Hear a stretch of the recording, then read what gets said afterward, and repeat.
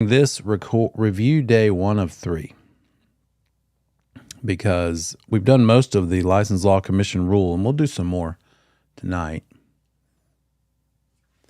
I'd like to maybe save the math for tomorrow night, and then with that in mind, tonight I think we use for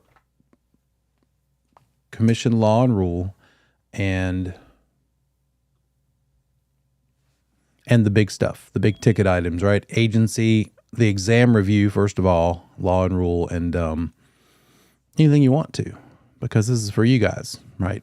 I'm going to focus on the biggest ticket items first: contracts, closings, agency, and just work our way through. So you keep in mind, I've got a few recommendations or requests for specific questions from exam 5.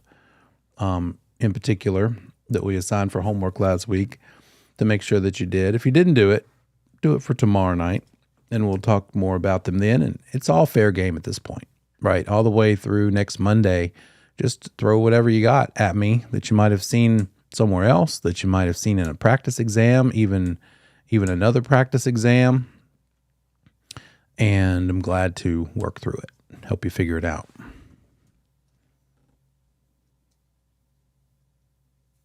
Go ahead and put your name in the chat for me, if you don't mind.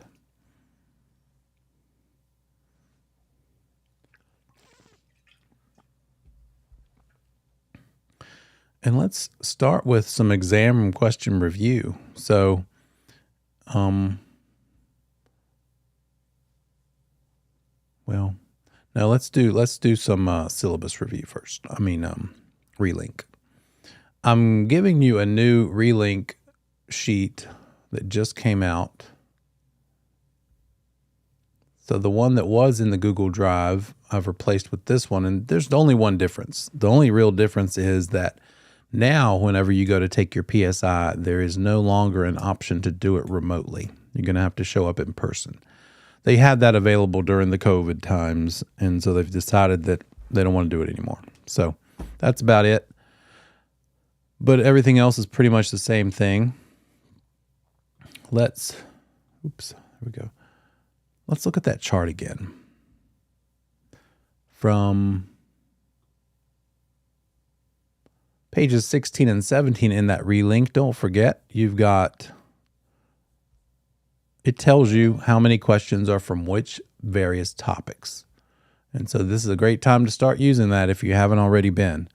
So if you have, and everyone does, since you have limited time to study, whatever amount that is, start with the big ticket items first, right? Make sure you've got the brokerage relationships down pat. Make sure you're good on contracts and closings and contract law and real estate finance, and just work your way down the list. Valuation's got a pretty good number of them.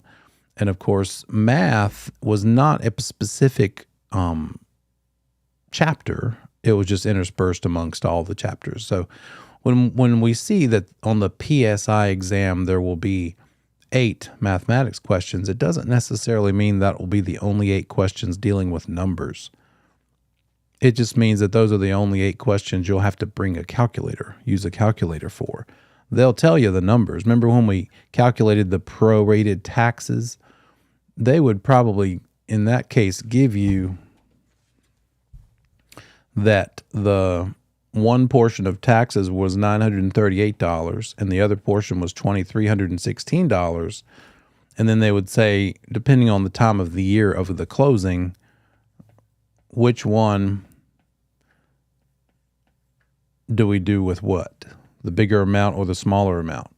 Debit seller, credit buyer. Or do we debit the seller the bigger one and credit the buyer the bigger one? Or they might throw you a little curveball and say, do we debit the seller the smaller one and credit the buyer the bigger one? If they ever give you that, that is not the right answer. Because on a proration, you're never going to debit and credit different amounts. That's not even what a proration does, right? With the proration, we're taking an amount from one side and giving it to the other. So that might be just a little test question and helpful hint. if they ever try to pull that nonsense on you. If it's a true proration, it's going to be the same number being debited from the one side and credited or given to the other side. And when it does come to the property tax possibilities, there's 3 of them. 3 possibilities depending on time of year that it closes. I'm just kind of free-forming here. Anybody, let's recap that real quick. We've got January 1st. We've got December 30th because pre-licensing, we're going to say that all months have 30 days. And then we've got this magical date of September 1st. That's the date the taxes are due and available to be paid. But you have all this time in the rest of the year. Oops, I can't draw that shape. There it is. That you can pay it without penalty. So, depending on when in the year we close, if it's sometime in this range, all the way up to August 31st, what do? How do we count the taxes? How do we attribute them? Debits, credits. You tell me in the chat or speak up, whichever you like.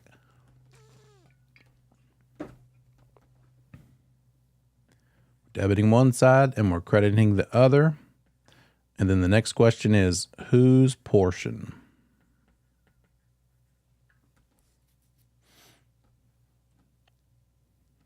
If we're closing sometime in this before September 1st time frame.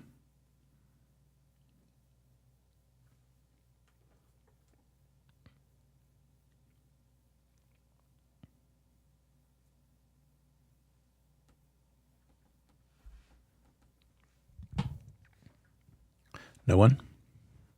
Say again? Oh, we were talking about property tax proration. And so the question is, when it comes to figuring out who needs to pay for what on the closing statement, how do we attribute? So if that closing is before September 1st, who are we debiting? Which side, buyer or seller, and who are we crediting? And then for whose amount are we debiting and crediting?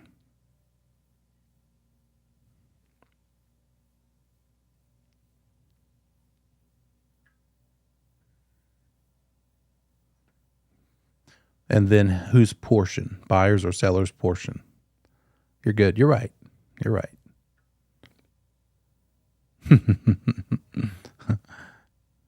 But whose portion? Seller's portion or buyer's portion? Like which, in that course of that year, there's 2 owners, right? There's the seller and the buyer. So there's going to be, let's say the closing is here. This is the seller's portion for the whole year, and this is the buyer's portion. So we're debiting the seller and crediting the buyer which amount? The bigger amount or the smaller amount? Or the seller's portion or the buyer's portion of the year? You know, I'm making it sound more complicated than it really is. Who has already lived there up until the day of closing? That's it. That's it. That's all I'm talking about. We're debiting the seller's portion from and giving it to the buyer. Because we're closing, let's say right here, this is all the seller owes for the whole year, because that's the only time they were the owner for the current closing of the year of closing. This is the amount the buyer's got to be responsible for the whole year. But we don't deal with that on closing day in this situation because it's none of our business, really. All we're worried about on closing day is how to make it fair between the parties on closing day. And what has happened on closing day? Well, the seller has lived there for this many days, so they need to pay for that many days. So we're going to take it from them and give it over to the buyer. Take what? Take this amount of days worth of the dollars of taxes. Probably makes more sense when we're actually doing one with numbers, but theoretically, this is kind of how we're doing, what's happening here. And then the other option is closing after September 1st, anywhere in here.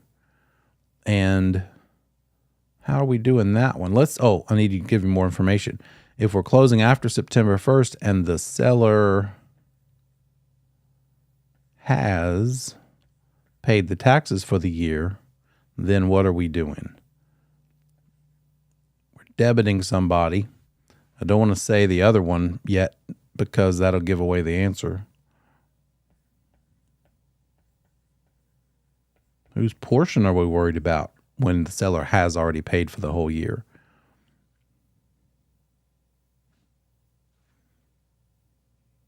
That's right. You got it. Because we need to figure out how much to give back to the seller, don't we? Because they paid out for the whole year and they're not the owner for the whole year. The buyer's going to be the owner for the last little bit of the year. And it's definitely not going to be half. It's going to be less than half.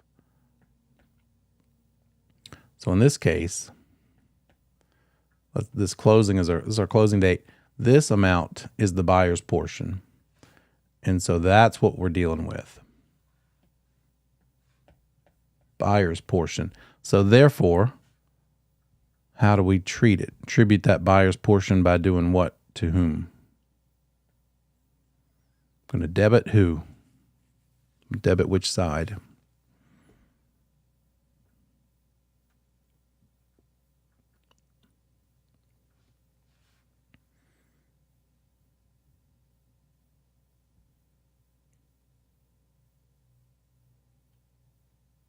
Remember, the seller's paid for the entire year. So we need to give that seller back some money, don't we?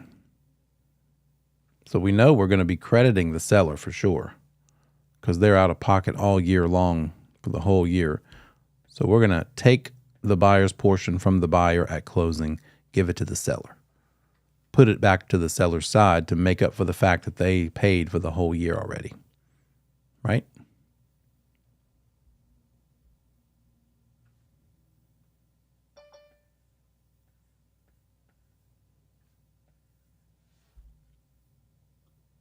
And then the third possibility is not actually even a proration.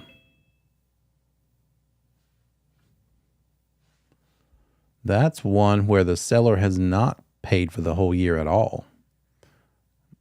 But the seller also hasn't paid for the year when we closed before September 1st. What's the difference in how we treat it after September 1st versus before September 1st? When the seller hasn't paid?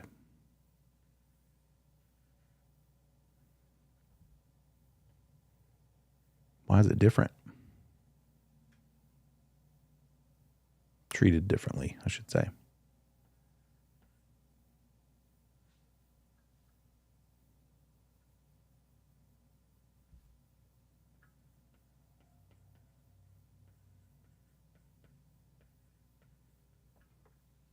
Because when we close before September 1st, there's no availability to pay it. It's not even available to be paid because September 1st isn't here yet. So we're talking about closing after September 1st. Since the bill is available to be paid, the procedure is that we debit the seller their portion, and we also debit the buyer their portion. We're going to figure out the seller's responsibility for the year and debit that amount to them. And we're going to figure out the buyer's portion of the year and we're going to take that from them. And then the attorney is going to add them up together and send it off to be paid to the government as of the day of closing. So it won't be any more to deal with. That year will be paid up. As opposed to giving the seller's portion to the buyer and then saying, okay, you've got a couple of weeks left, right? Because we're closing so close to the end of the year, but enjoy this money for a couple of weeks. You and I both know somebody would misbehave. And then they would end up not paying their taxes on the first year, which is even worse when they're not used to it. Much easier to screw it up before you've even had a chance to see how it goes. So the procedure is, let's not even set that disaster up for happening. Let's debit them both when the seller has not paid for the year yet. And they're able to, but they just haven't. So it's really not a proration. This is the one that's going to be two separate amounts. The amount debited from the seller's side is going to be different from the amount debited from the buyer's side. Therefore, not a proration. So just keep that in mind. Said all that to say this. That could be an example of a test problem where you don't ever have to calculate the actual taxes themselves. They give you the amounts, the buyer's portion versus the seller portion. You just need to know what to do with them. So that won't count toward one of those 8 calculation or 8 math questions that they mention in there, right there. So just know your procedure, and we'll cover that. We'll do that tomorrow night. We'll do math tomorrow night if you're just joining us. Gonna like to spend tonight on license law and commission rule and exam review, and we'll do exam review all of the 3 nights, but particularly we'll start tonight.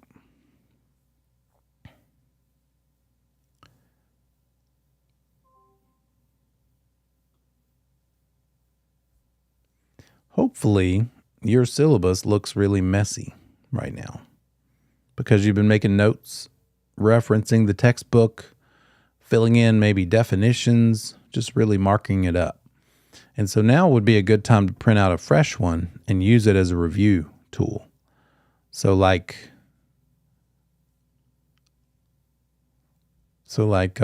yeah, hey.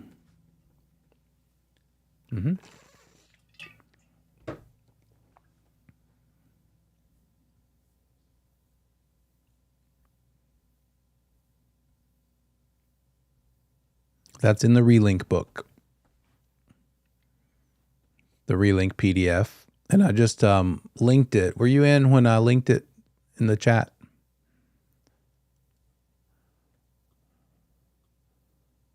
There you go. There you go. And it's also in the Google Drive. And don't forget, you can see everything in the Notion classroom. So that's still a resource that's available. If you scroll down, there's the link to the Google Drive. They won't for some reason ever let me zoom in for you on the screen here, but you can kind of see me with the cursor there. And then some various resources are available there. So take a look at those. And then the 2 YouTube channels. I've got one for you guys that's been the live stream of this actual class this whole time. That one is impactbrokercoach.com. The other one is askneilpender.com. They both point to 2 different YouTube channels, but it's all pre-licensed material. Impact Broker Coach is this class. If you click on the live option,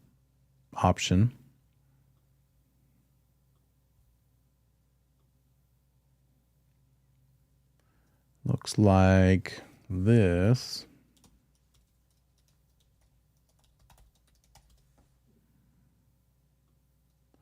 And so it's got categories. They've changed YouTube up a little bit in the last few months. So you can click on videos, but that's just going to be things that I've recorded and then uploaded later versus lives, which are the live streams. And I've got a whole series for you guys, and then you'll see some that are mentioned from several months ago, and that was a whole other live stream for a different class.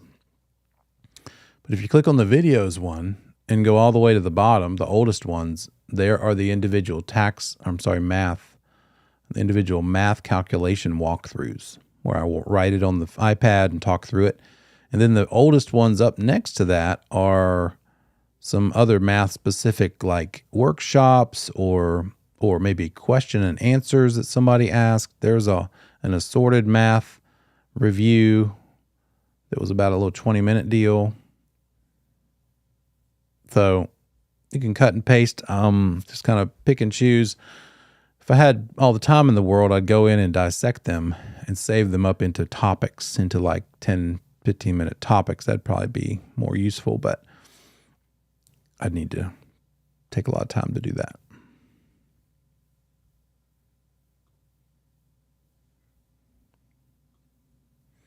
Okay. So syllabus. One thing you could do when you print off the new fresh one to treat it for like a review technique for you, basic licensing requirement. Write it out. What does it take to get a license? What do you have to, what are the requirements for a license? First of all, when do you need one? You tell me in the chat or speak out. It's fine either way.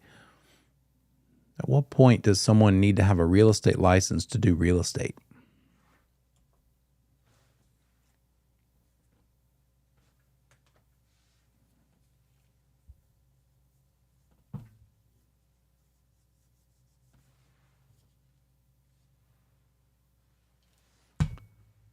They're doing real estate for, there we go, for someone else, some sort of real estate activity for another party, not themselves, in order to make some kind of consideration, right? Anything of value. And then what do you get when you first get that license? What kind of license is it?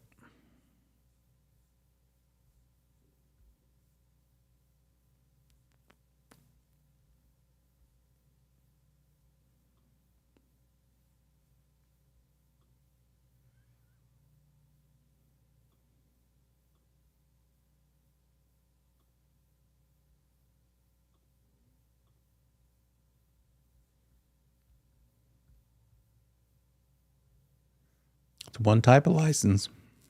There you go. Thank you. Provisional broker's license, but it's on inactive status, right? You can't do anything with it yet. You have it. Congratulations. That's a big step.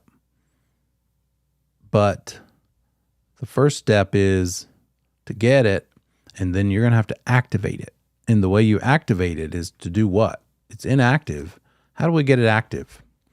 You don't need to take any education yet because you just took a whole bunch. So you don't need to take CE in order to activate it yet. You're good for a while on the education, but there is something that you do need to do to become active with that provisional broker inactive license. There you go. Pick a BIC, find a firm to affiliate with. Tell that BIC, yeah, okay, let's do this. And that broker in charge will go on the Real Estate Commission website, fill out an online form and say, she is with us. She is us. Now you're good. Now you can help people buy and sell real estate. Can you be a property manager in that moment as a provisional broker on active status?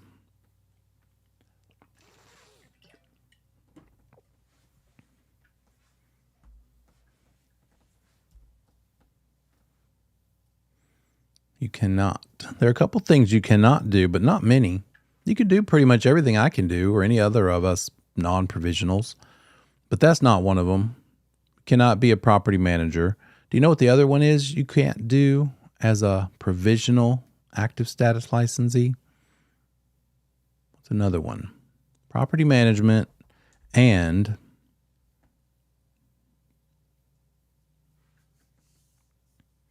it was in the valuation chapter. We were talking about appraisals and then also what brokers could do that are sort of like appraisals, but we can't call it an appraisal.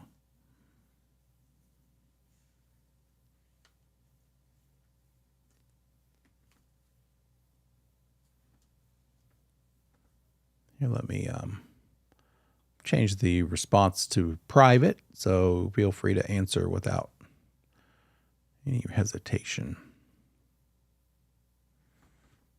Broker price opinion for money. Can't do broker price opinions for money as a provisional. You have to become non-provisional in order to give a broker's price opinion to someone and let them pay you for it. You could do one for free, but you can't do one for money as a provisional broker. What is a broker price opinion? Who are we doing such a thing for? For whom do we do a broker's price opinion as opposed to a CMA?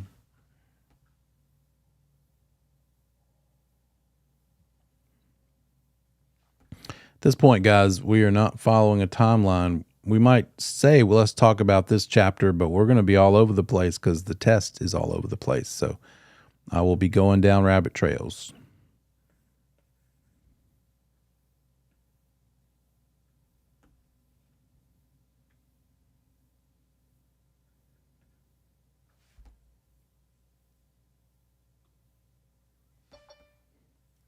Here's our CMA versus broker price opinion chart. You can make one of these. I would suggest you do so to quiz yourself on anything.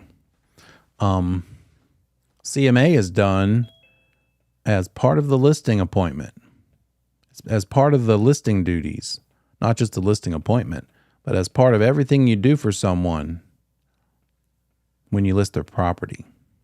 A BPO is done for money to give somebody a probable sales price,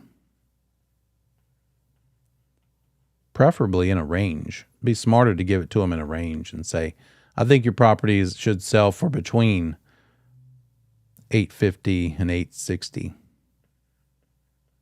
So that's the biggest one. And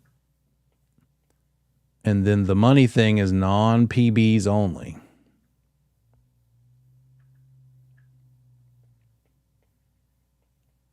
No provisionals can make money of BPOs, which is okay because we're talking about 75 to $100. Nothing that's going to pay your bills too much. But it's nice to do to cultivate the relationship. It could lead to bigger business. So there's that. For whom do you do it? What else? What can we call it for both of them? What is the thing that we can call it that we're telling them as far as the price that we think it will sell for? What's the thing we can't call it? Let me ask you that way. We definitely cannot refer to, hey, we've looked at all of our comps, we've done our adjustments, and this is what we think it'll sell for. What's the name of that we can call it as a broker for this thing that we do? What we can't call it is the market value. We can't say this is the market value of your property. Not allowed. That's only for appraisers. What we can say is this thing. It's this one, right? We can say, here is what I think your house will probably sell for. Probable sales price. By the way, everybody, FYI, I finally got that attendance report completed and everybody's okay so far. So as long as you still show up between now and test, there shouldn't really be any problem.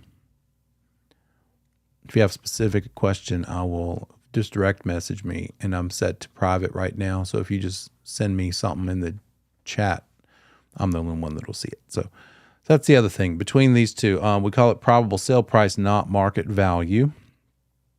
And then as far as the BPO, even if that bank might be who's hiring the broker to give them a probable sale price, if that's who's hiring you, it can never do a BPO for originating a mortgage. That means when that lender is trying to decide whether or not to loan money, they need to get an appraisal done. That borrower is going to be paying for it anyway. What's the lender care? It would help if the borrower could save money and just get a BPO for $100 instead of an appraisal for $500 or $600, but that's not allowed. Can't do it. Can't do a BPO for the purpose of originating a loan, any kind of loan, not even a refinance. So that's an important part under BPO. And that would apply to CMA too, but CMAs are again what we do as part of our listing duties.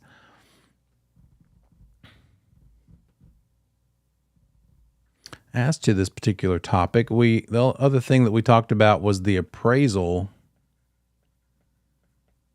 is good basically on the day it was made. They're going to use it for that closing, even though closing is 30 or 45 days out. But the point here is that it could be even better tomorrow if a better comp were to close tomorrow. But we didn't have it available to them today. So that's the point. That's the reason they spell that out.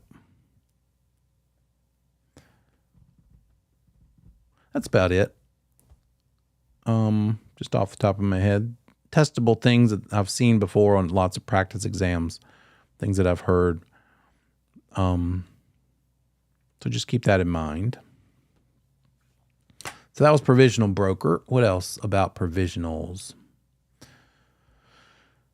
compared to full broker. What are some different words for a full broker?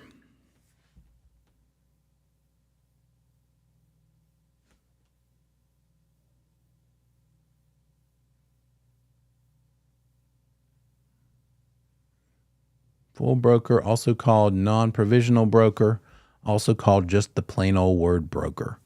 And I'm only telling you that. It only matters for the test because I just want you to not get confused. Make sure that every test question you read that has the word broker in it, you figure out, are we talking about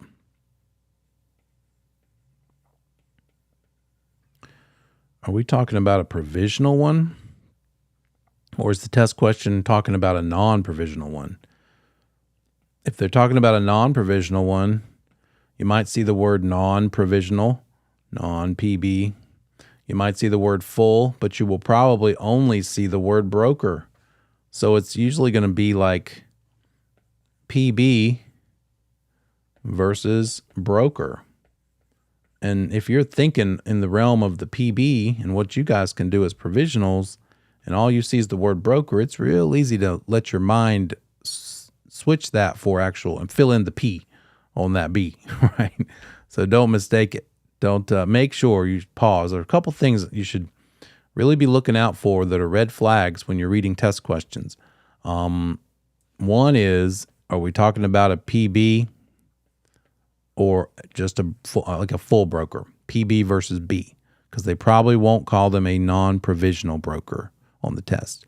Also, what else could you be talking about? Are they talking about a sub-agent to seller?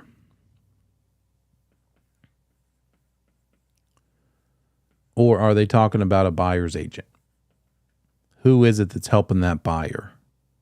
And then don't forget those weird words. Selling means the buyer's side. You don't know if they actually represent the buyer because a selling agent could be this or this. So selling agent versus seller's agent. Seller's agent is the listing agent.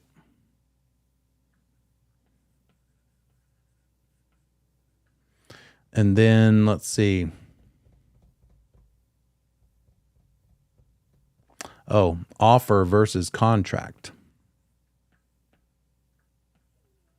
Is that test question asking you about the offer phase or the contract phase? Do we already have a contract between the parties signed? That's a whole different animal. As far as when it's terminated, when does an offer get terminated versus when does a contract get terminated? Who can die and terminate one versus the other? Those sorts of things.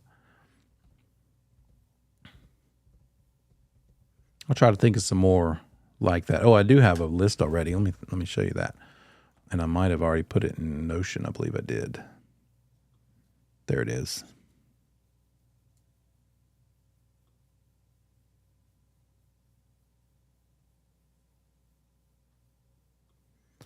I will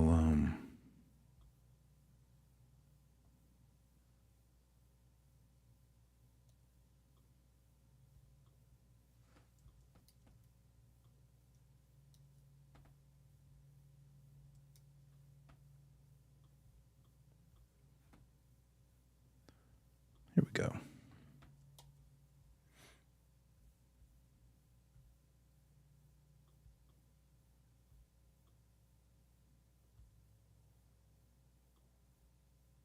Red flags. It has some more of that kind of language. I just kind of came up with that list a long time ago. You can't really read it there. Let me change it to a PDF.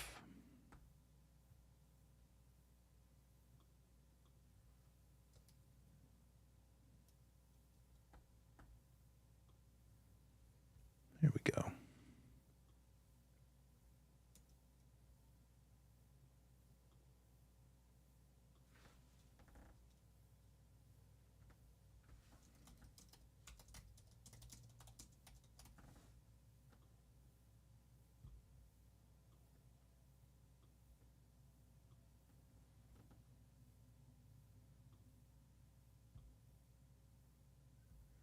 It's in the chat for you. Let's look at it.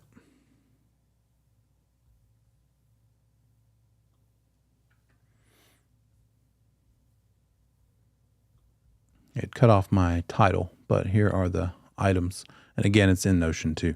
Words client versus customer. That's a big one. Who's the client? To you, who is the client?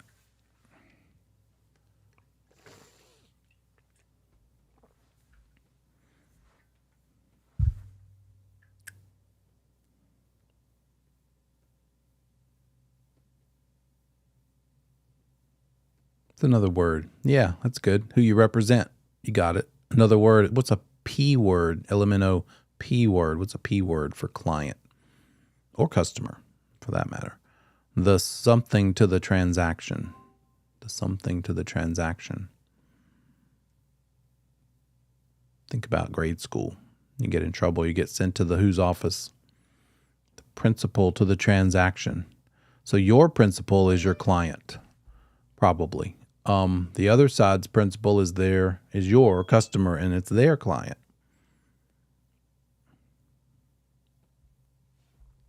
So it goes back to this. We've got the buyer, got the seller. The selling agent is over here helping the buyer. But if that's all we read on the test question, we don't know much. We just know the buyer had an agent helping them. It was either that they were helping them as a buyer agent, which is best one, because they can do all of old car, or they're helping them as a sub-agent to seller, in which case all they can do is the last two letters of old car. Disclosure and reasonable skill and care and that's what we can do for everybody. So that's the selling agent on the buyer's side. And so this buyer is a client to that buyer agent. And on this side, we have a seller's agent, also known, and probably more likely it will be called, a listing agent. And so the seller to them is their client. And who is the client? Don't forget the net down the middle. The customer to the listing agent, I should do this, is the buyer. That's their customer. And the customer to the selling agent is the seller. So client versus customer.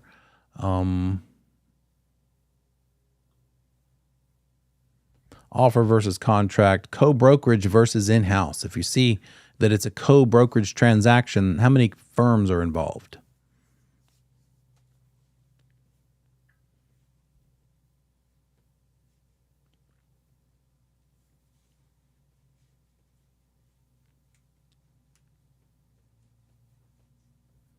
There you go. It's two firms. It's not an in-house. So if they talk about a co-brokerage transaction, what are they definitely not going to be having to deal with in a co-brokerage transaction? What kind of agency? Dual agency will not apply. Two firms. It's not dual agency. That's only possible on an in-house transaction.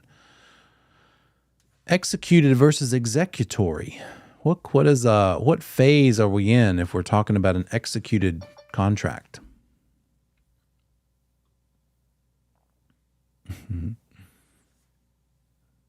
Executed contract is for what phase? Do we still have things to do, or are we all done? We're done. An executed contract, if somebody refers to one of those, that means it's already been closed. But agents misabuse it. They misuse it all the time. They think that an executed contract means the parties have signed and now we're under contract. But that's called an executory contract. Guess what? It doesn't matter once you get your license. Nobody cares what these words are. But it's easy points if you just remember this one little thing, because they might test you on this. Easy free couple of points there.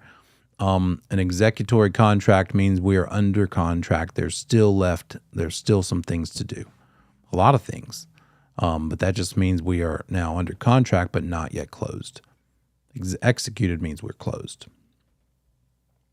We've got a whole laundry list of OREE words, but these are I think the most confusing ones, because when I first learned them, I thought mortgagor meant the mortgage company. And I don't know what it is about it. I guess you think they're giving you the mortgage, but that's not what it is. A mortgage is a document that says that the mortgage is not the loan, right? We think, oh, I'm getting a mortgage. Well, you're signing a promissory note, which commits you to get to borrowing this money that's spelled out in the promissory note. But the mortgage itself is the thing that makes you give up your property if you don't live by the agreement in the promissory note. If you don't pay according to the terms in that promissory note where you promised to, then the mortgage says if you don't pay, you don't stay. We take your house. We take your property. And on top of that, it's not even called a mortgage in North Carolina. It's called a what? Deed of trust. I saw lips moving. Good job. Deed of trust in North Carolina, mortgage in South Carolina. Yeah, but same accomplishment, same tool, same financial instrument. So the mortgagor is the one who's giving the property as collateral, and that is the borrower. So that's an easy, and there might be a question so basic as to say, what is the mortgagor? 1, 2, 3, or 4. Is it borrower? Is it buyer? Is it seller? Is it lender? I could see that happening. But if it's more of an involved question, labeling someone as the mortgagor, you're probably going to be able to make assumptions and surmise who they're talking about through the rest of the problem. But you do need to know it. It's, again, easy points, just memorization. What is it? And then just the logic that I just spelled out might be helpful when you're trying to figure out a question too. So mortgagor is the lender. I'm sorry, here I go again. The mortgagor is the borrower, and the mortgagee is the one receiving the property as collateral, the lender. Acceptance versus communication. If someone has accepted an offer, if someone has accepted an offer to purchase, does that mean we are under contract?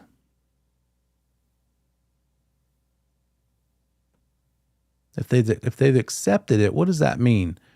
They could have accepted it. They accepted it by signing it, right? That was acceptance. And so let's paint a little scenario. Buyer agent helping their buyer puts together an offer to purchase, sends it over by email to the listing agent. Listing agent shoots it on, forwards it over to the seller. Seller says, great, this is exactly what I was looking for. I'm signing it. I'm not going to make any changes, no counter offers. I don't want to risk rejecting it and then walking. Stop. Pause. Time stands still. What do we have? Do we have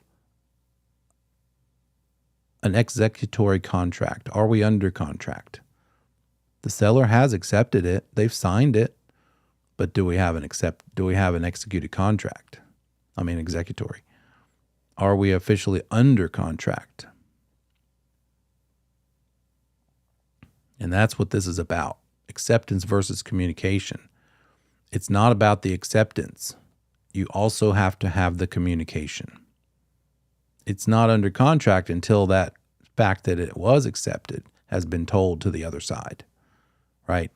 Maybe my fancy Spielberg graphics here will help. So we've got the buyer side, got the seller's side. Buyer agent says, okay, let's put this offer together, and here's this little offer to purchase. And the buyer signs it. They send it over to the listing agent. Listing agent forwards it up to the seller. Seller says, great, I'll sign this offer to purchase. Boom, that's the buyer's. Boom, seller adds theirs. Now this has become no, it's not. It's still just an offer to purchase because we don't have this very important step of seller's going to tell their listing agent, hey, I signed it. Listing agent's going to say, great. Are we under contract yet, by the way? Seller has told listing agent that they signed it. But that's not the communication we're talking about. We're not done till listing agent tells buyer agent That's the communication that matters. And now we are under contract. And guess what? This actual document that got signed, it isn't even over here yet. It hasn't gotten around to been emailed. They haven't gotten around to emailing it yet. But that's okay. We're still officially under contract. Now, yes, it does need to get there eventually, and quite promptly. But the communication, that's how important the communication is. That's what makes it under contract, not the acceptance. The acceptance was this signature, but it's acceptance and communication that matters. And so they will paint a picture like I just told you, and they'll say, at what point in this process of this blah, blah, blah, did we go under contract? It was the point when this communication happened from this side to this side. You okay there? We'll dig more into agency in and of itself. It deserves its own segment. But that brings up one more little nuance I'll just remind you of, and that is, what if instead of a buyer agent that's helping that buyer, that's not the kind of selling agent helping the buyer. Who's actually helping the buyer is a sub-agent to seller. That's the name of the agent helping the buyer. And why would that be what we call them? Because maybe the buyer says, hey, I'm not signing a buyer agency agreement. I've heard bad things about agents. I don't trust you. Therefore, can you just help me without me pledging my life away? I don't want to sign this buyer agency agreement. Okay, if that agent will do it, and if their firm will let them, they could represent that buyer limitedly, not nearly as well as when they were a buyer agent, but they could do it this way. And they write this offer to purchase, they send it over, and the listing agent gets it and sends it up to the seller, and the seller signs it. The seller sends it back to the listing agent, and the listing agent communicates it to the sub-agent. But the sub-agent hasn't told the buyer yet, because the buyer went on a trip for the weekend. We can't reach them. Unreachable till Monday. Now it's Friday night. Sellers are already agreed. Sub-agent has been told by the listing agent. We have that communication. But since all they are is a sub-agent to seller, that's not good enough. If this buyer comes back on Monday and says, okay, so how do we do? Do we have a deal? Sub-agent says, well, we could have, if I could have reached you to tell you we did. But in the meantime, the seller got another offer. And since they couldn't get a response from you, they took another offer. And I don't even know what that was supposed to say. I didn't mean to make a print symbol, but it's pretty cool that I did. That's a print symbol, by the way. Old school. So does that make sense? You see how this could really matter in the real world, day to day, in the wild of this stuff? This could come up. Fee simple, absolute, and defeasible, and blah, blah, blah is not something you have to deal with, get your hands dirty with on a daily. When you hear those words, you say, talk to an attorney, leave me alone with that. But this stuff happens all the time. Listing agent told the sub-agent, but somehow, for some reason, they can't yet tell the buyer that it has been accepted. So we don't have anything. And in a market like this, that seller's like, well, what? You mean I signed it, I accepted it, and they haven't responded? And so because the buyer doesn't know yet, I'm still fair game? Well, in the meantime, I've gotten 1, 2, 3, 4, 5 other offers. And oh, look, this one's even better than that one I signed. So go ahead and tell them real quick, nope, it's no deal, done deal. I rescind. I'm backing out. Because they can, all the way up until that buyer were to have said, okay, I hear you that you signed it. Well, they never heard them, right? They never did. It can be a big deal.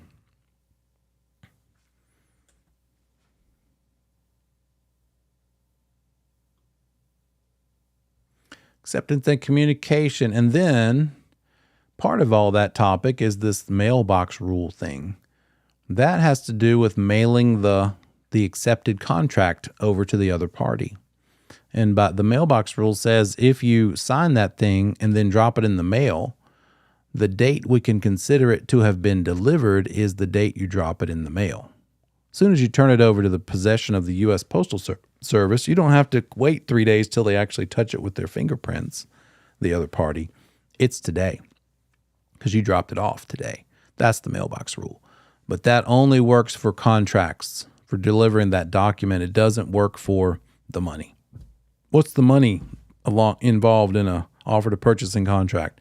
The due diligence and earnest money. So you've got to deliver those by certain deadlines, but the mailbox rule won't work for those. Oh, I dropped the due diligence in the mail. Therefore, I delivered it by effective date because I put it in the mail tonight at 5 o'clock, just before the truck came. Doesn't matter. Mailbox rule doesn't work for the money. It's not in the seller's hands yet. Therefore, they don't have it. And if you remember, that due diligence money is supposed to be in the possession of the seller, delivered to them by effective date, by the date that everybody has agreed to this whole thing, signed, and it's the last date that has been communicated. So maybe that's tonight. Right now, we're all one big real estate team, and we just get word from the other side at 6:24 p.m. that the contract was accepted and signed. And now we're the buyer agent team, and we need to get this due diligence money into the seller's hands. We have 5 hours and 36 minutes, if that's the right math, till midnight of effective date left. What if we don't get it done by midnight? We're busy. We're eating cupcakes. We're having class. And we don't get it done by tonight. What do we do?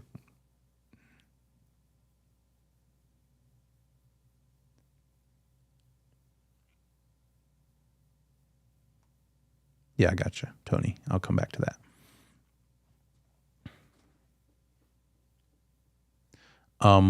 If we don't get that due diligence check to that seller by midnight of effective date, couple things could happen. One, nothing. Seller could be like, okay, no big deal. Just do it tomorrow. I'm not an animal. Y'all get together. Get me my money by tomorrow. If they want to be extra worried about it, and that's okay. They have the right. They could have gotten burned before. The seller could say, I'm mad. You were supposed to have this to me tonight. I'm tired of everybody taking advantage of me. Therefore, here's your written notice. They got to give them written notice that I want my money or I'm backing out of this deal. And so you have 1 day to give me that due diligence check. And between you guys and me, that's probably what was going to happen anyway. The agents were probably going to get together tomorrow because they're having dinner tonight. They're probably going to go to bed. They're probably not even presentable. They were probably going to hook up tomorrow, exchange, and maybe give the check to the listing agent at the McDonald's, and then she takes it on over to the seller. No big deal. But sometimes, and for the purpose of the actual rules, just know that the seller could raise a fuss about it and say, well, you didn't get it to me on effective date, and I'm in control because this is a seller's market, so I want out if you don't get it to me within a day. And then if they don't get it to them within that extra day after the seller has given them notice of this disgruntlement, then the seller has the freedom to walk away. That's just about the only, by the way a seller could back out of a deal without repercussions. Because if a seller tries to just back out, it's a little different. It's a lot different from a seller versus a buyer. A buyer can back out anytime. And what's the worst that's going to happen to a buyer who decides not to buy it all the way up till the whole very end? What's the buyer going to lose if they back out?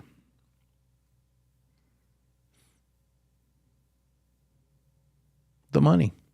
Now, that could be a big deal if there's $400,000 of due diligence money, which there has been before, and $50,000 of earnest money, but it also could be a not big a deal.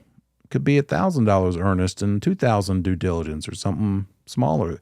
But as long as the buyer's willing to walk away and able to afford to try again, buy another house after this one fails to go through, then it is what it is. For a seller to back out, though, now that's pretty much always going to be breach, which means they are subject to being sued for specific performance. They're subject to being sued to reimburse the buyer of all the myriad things that they spent money on to try to buy this property. All the different inspections, it could have turned into 3 or 4 or 5 or 6 of them. There's a basic one, structural mechanical, that's like $500. Maybe they also said you need to have a mold specialist. That's another $700-800 probably. You need to have a structural engineer's letter, an opinion to see if it's going to fall apart, fall over. That's another $500+. You need to have an add-on radon inspection. There's another $150. A pest inspection or a termite, wood-destroying insect, another $100. So it adds up quick. And now that seller's got to give that buyer back all that money and the due diligence and the earnest money, and could still be sued for specific performance since the buyer can't buy their house anymore. So it's a much bigger deal for a seller to back out than a buyer, potentially, dollar amount wise. Okay.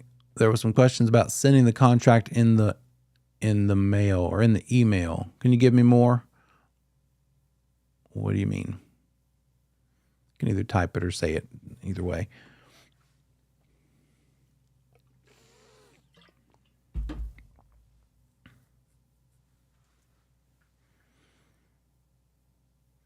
In the meantime, let's see. Earnest money, that earnest money deposit is due 3 days from receipt. Means it needs to be deposited into the trust account within 3 days of the effective date. I'm sorry, 3 days of receipt.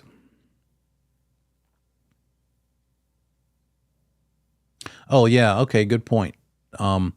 So while the mailbox rule applies when you're sending the signed document, the moment it gets into the mail possession, now it's having been delivered. If you send by email, it's considered having been received as soon as you have like a confirmation that they don't have to have opened it by email. Does that help?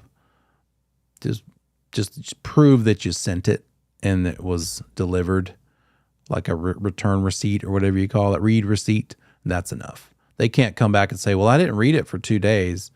Doesn't matter. When did it hit your box? Then that's the date.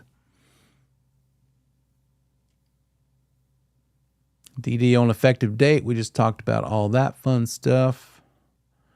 And we'll talk about the rest when I see you in 10 minutes.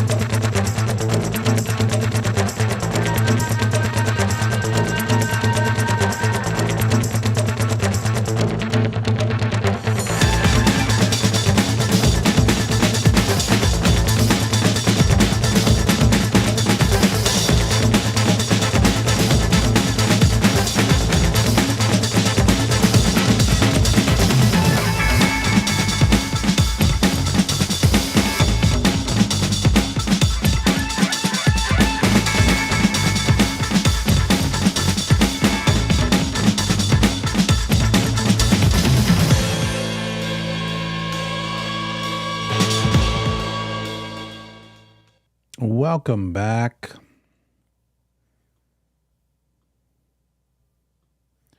There we go.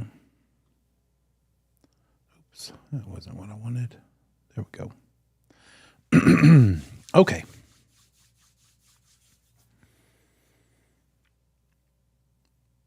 Loan estimate. Talking about the loan estimate. Oh, wait. Okay, there it is. That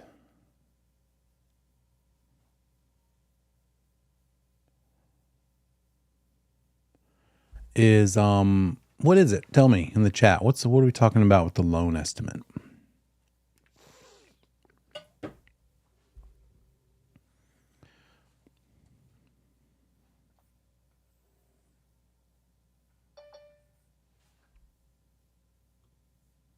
We've got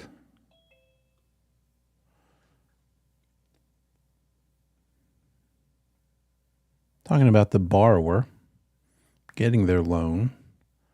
So at the time of loan application,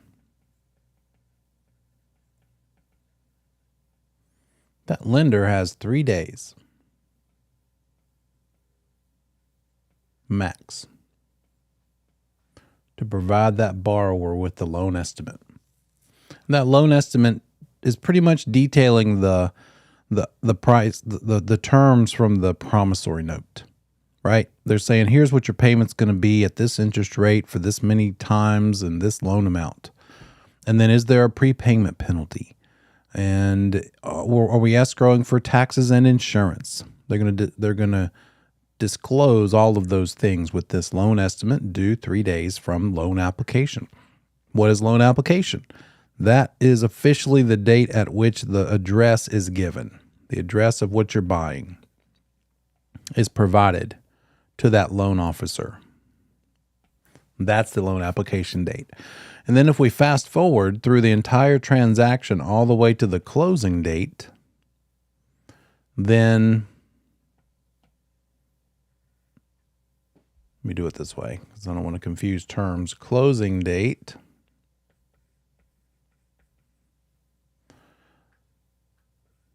then the loan estimate is going to inspire this other document called the closing disclosure.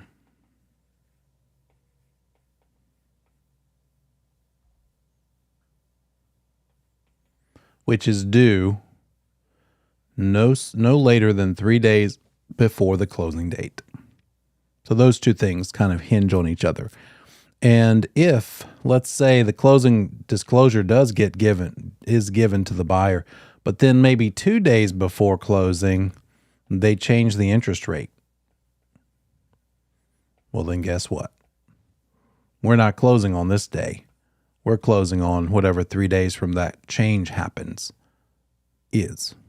Right? 3 days from that new changed element. In fact, that closing disclosure has to be given to that borrower within 3 days of closing, no closer to closing than that. What about the seller? Can we give the closing disclosure to the seller the day before closing or the day of closing? Yes, because what this is talking about, this LE and CD, loan estimate and closing disclosure, that's about the loan stuff, right? That's lending requirements. That's something else we saw and talked about called RESPA guidelines, Real Estate Settlement Procedures Act. It is through that, and more specifically, TRID, another acronym, which stands for Truth in Lending, Real Estate Settlement Procedures Act, Information Disclosure. It's like two acronyms all rolled into one.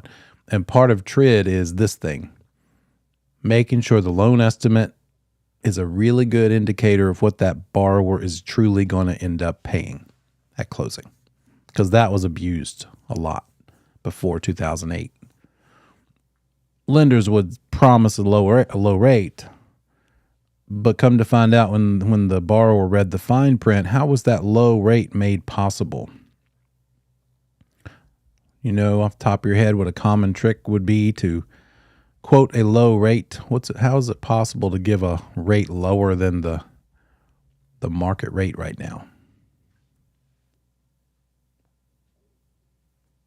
Points. There you go. Thank you, Louis. Discount points. Discount points can buy that rate down. So if everybody else is quoting 6%, but this one lender is a big shot and they're saying, well, I can do it for 5.5%, read the fine print. You don't have to look for it so hard with this new way. The new loan estimate has it right there on the front page, actually. Are there any points? Here they are. No more making borrowers, especially ones who don't know any better, have to dig through 40 pages to finally realize that they're going to be charged points in order to get a rate that is 0.5% lower than the market rate. That means they're paying down interest up front, prepaid interest. So discount points. Another term for that is prepaid interest. And another term for that is lender yield. Any of these words, you're going to be thinking to yourself, oh, we're talking about discount points with this question. And since we're on the topic, how much does it cost for one discount point? What's the cost of one discount point?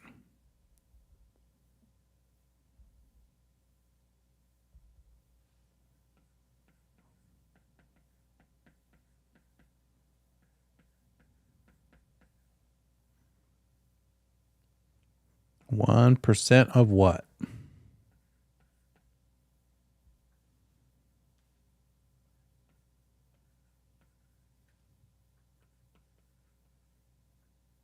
The loan amount. You got it. Anytime we're talking about loan related things, it's pretty much all based on the loan amount. So that discount. So then the next question is, how many discount points are we going to need? They might give you a question that just says the borrower is buying a $300,000 house at 90% LTV, and we'll do more math tomorrow. But since I'm on the topic, they need to buy 2 discount points. And so how much will that cost?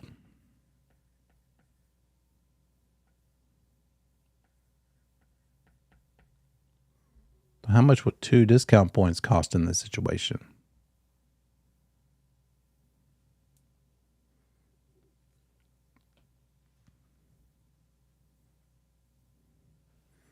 Well, we know the purchase price is $300,000.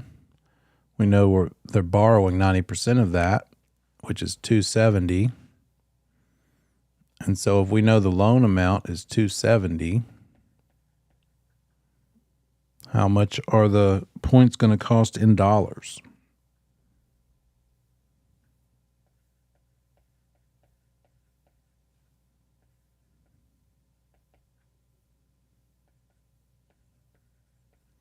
$2% of $270,000. $5,400. Good job. Next question, that might be it, but they might also want to know, okay, well then how much better did the rate get with those 2 points? If the rate started at 6%, how much did 2 points buy them? How much did 2 points get them? How much did 2 points get the rate down? So 1 discount point lowers the interest rate by 1/8. So don't forget that part. So if it's 2 discount points that were bought, that lowers the interest rate by 2/8. And so we can turn that into a decimal just by following the instructions of this fraction itself, the top number divided by the bottom number. 2 divided by 8. So 2 discount points is 0.25 lower. So 6% was the original. 6 minus 0.25. Now instead of paying a loan on 6% interest, that buyer's going to have the privilege of paying interest at 5.75 for the life of the loan because they bought 2 points up front, paid for 2 points, 2 discount points up front.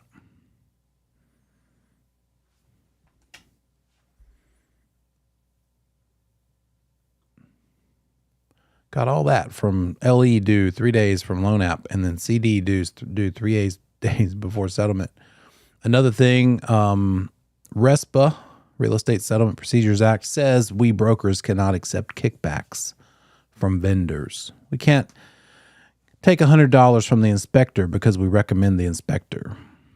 We should recommend the inspector because they're a good one that's going to take good care of our client. And that the RESPA also says the lender has to disclose all charges to the borrower. That's that whole by way of the loan estimate.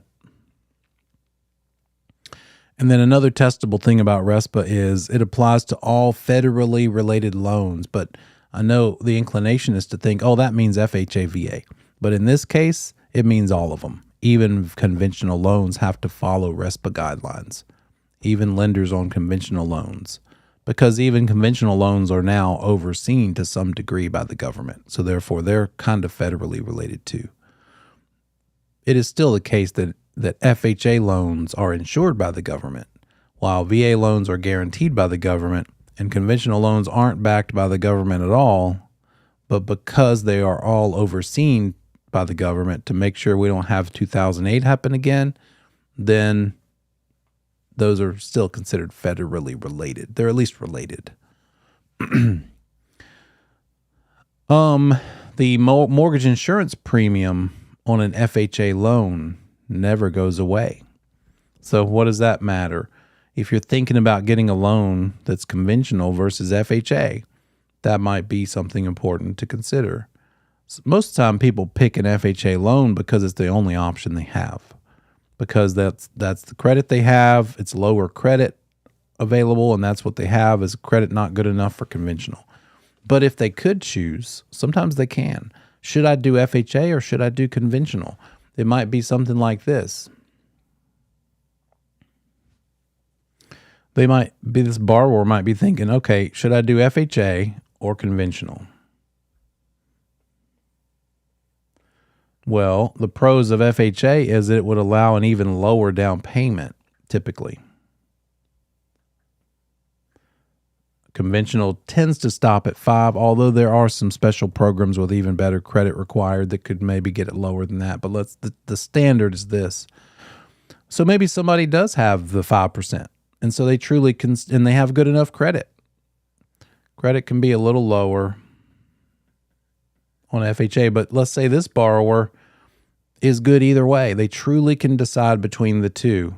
And their real decision is, do I want to tie up an extra 1.5% of my money with the down payment required for the conventional?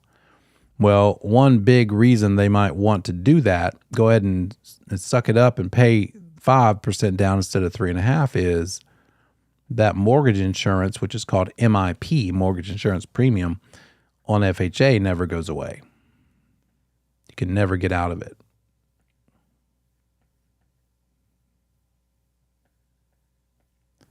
The version that we call PMI of a conventional does. You can get out of that one because don't forget, mortgage insurance works like this. We've got how much the lender would prefer we put down, which is always 20%. They just feel like nobody's going to walk away from this much of their own money, this much equity in a house. So that's how much they would like us to, but very few people can. The vast majority don't put 20% down. And so let's say they do put 5% down instead. They put this much of their own money as a down payment. All of this, let me do a different color. All of this money is what's covered by the mortgage insurance policy. Let me just call it MI. So whether FHA or VA, the mortgage insurance policy is protecting that lender from this gap between the 5% that they did put down or 3.5% if it's FHA.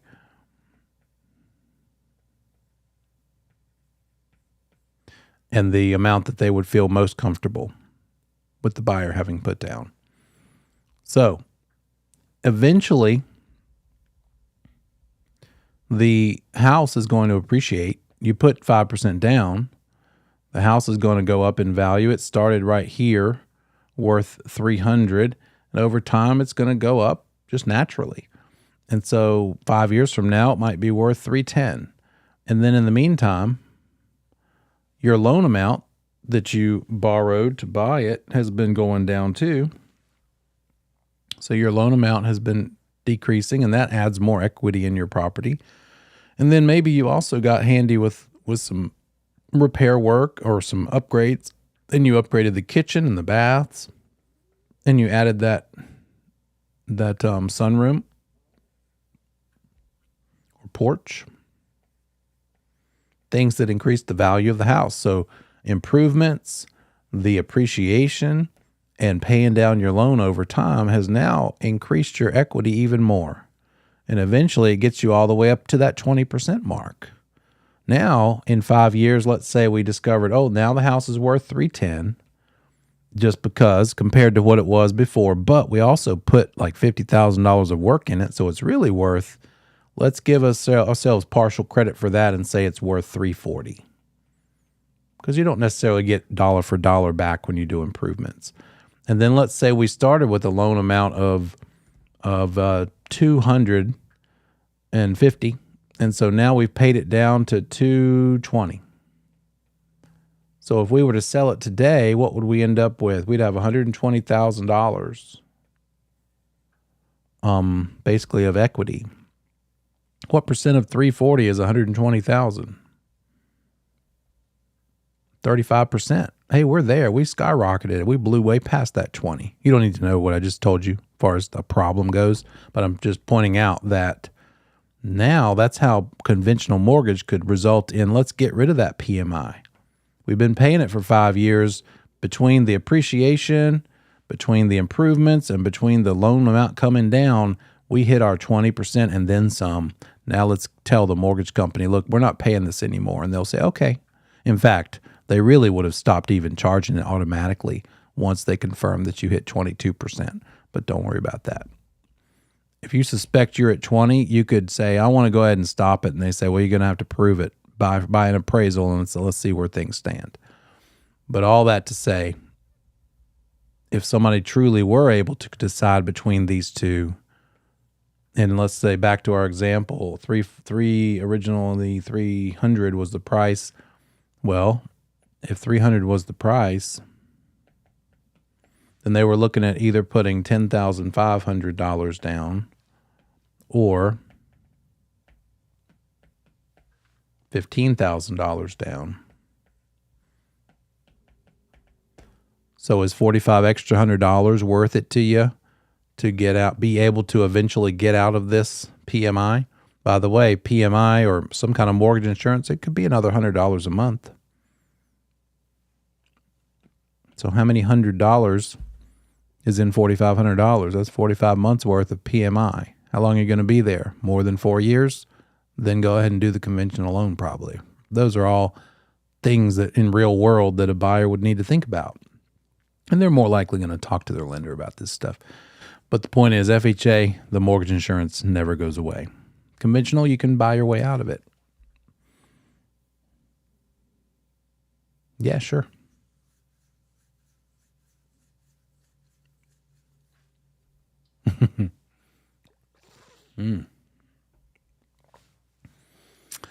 Well, let's see.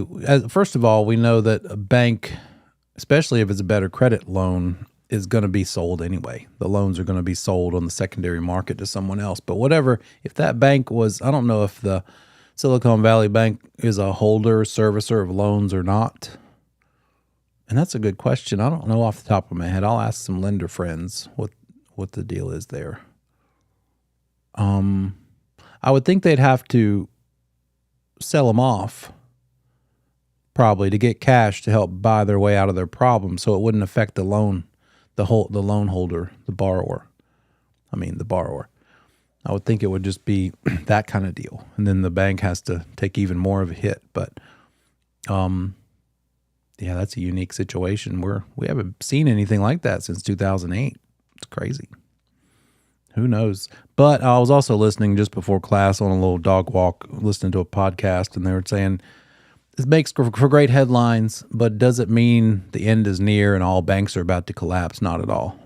Turns out that particular bank had taken some pretty risky risks. They'd made some pretty risky maneuvers, and they just kind of got caught in the wrong place, wrong time at the wrong moment. So I don't think it means that Bank of America is going anywhere anytime soon. They were a small regional bank. So who knows? But sure does make for interesting talk. Points. Do what?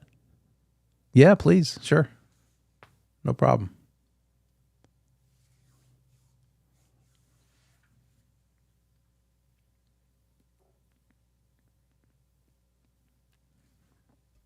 Oh, insurance. Yeah, there's to some degree there's scammers who can try to do such a thing.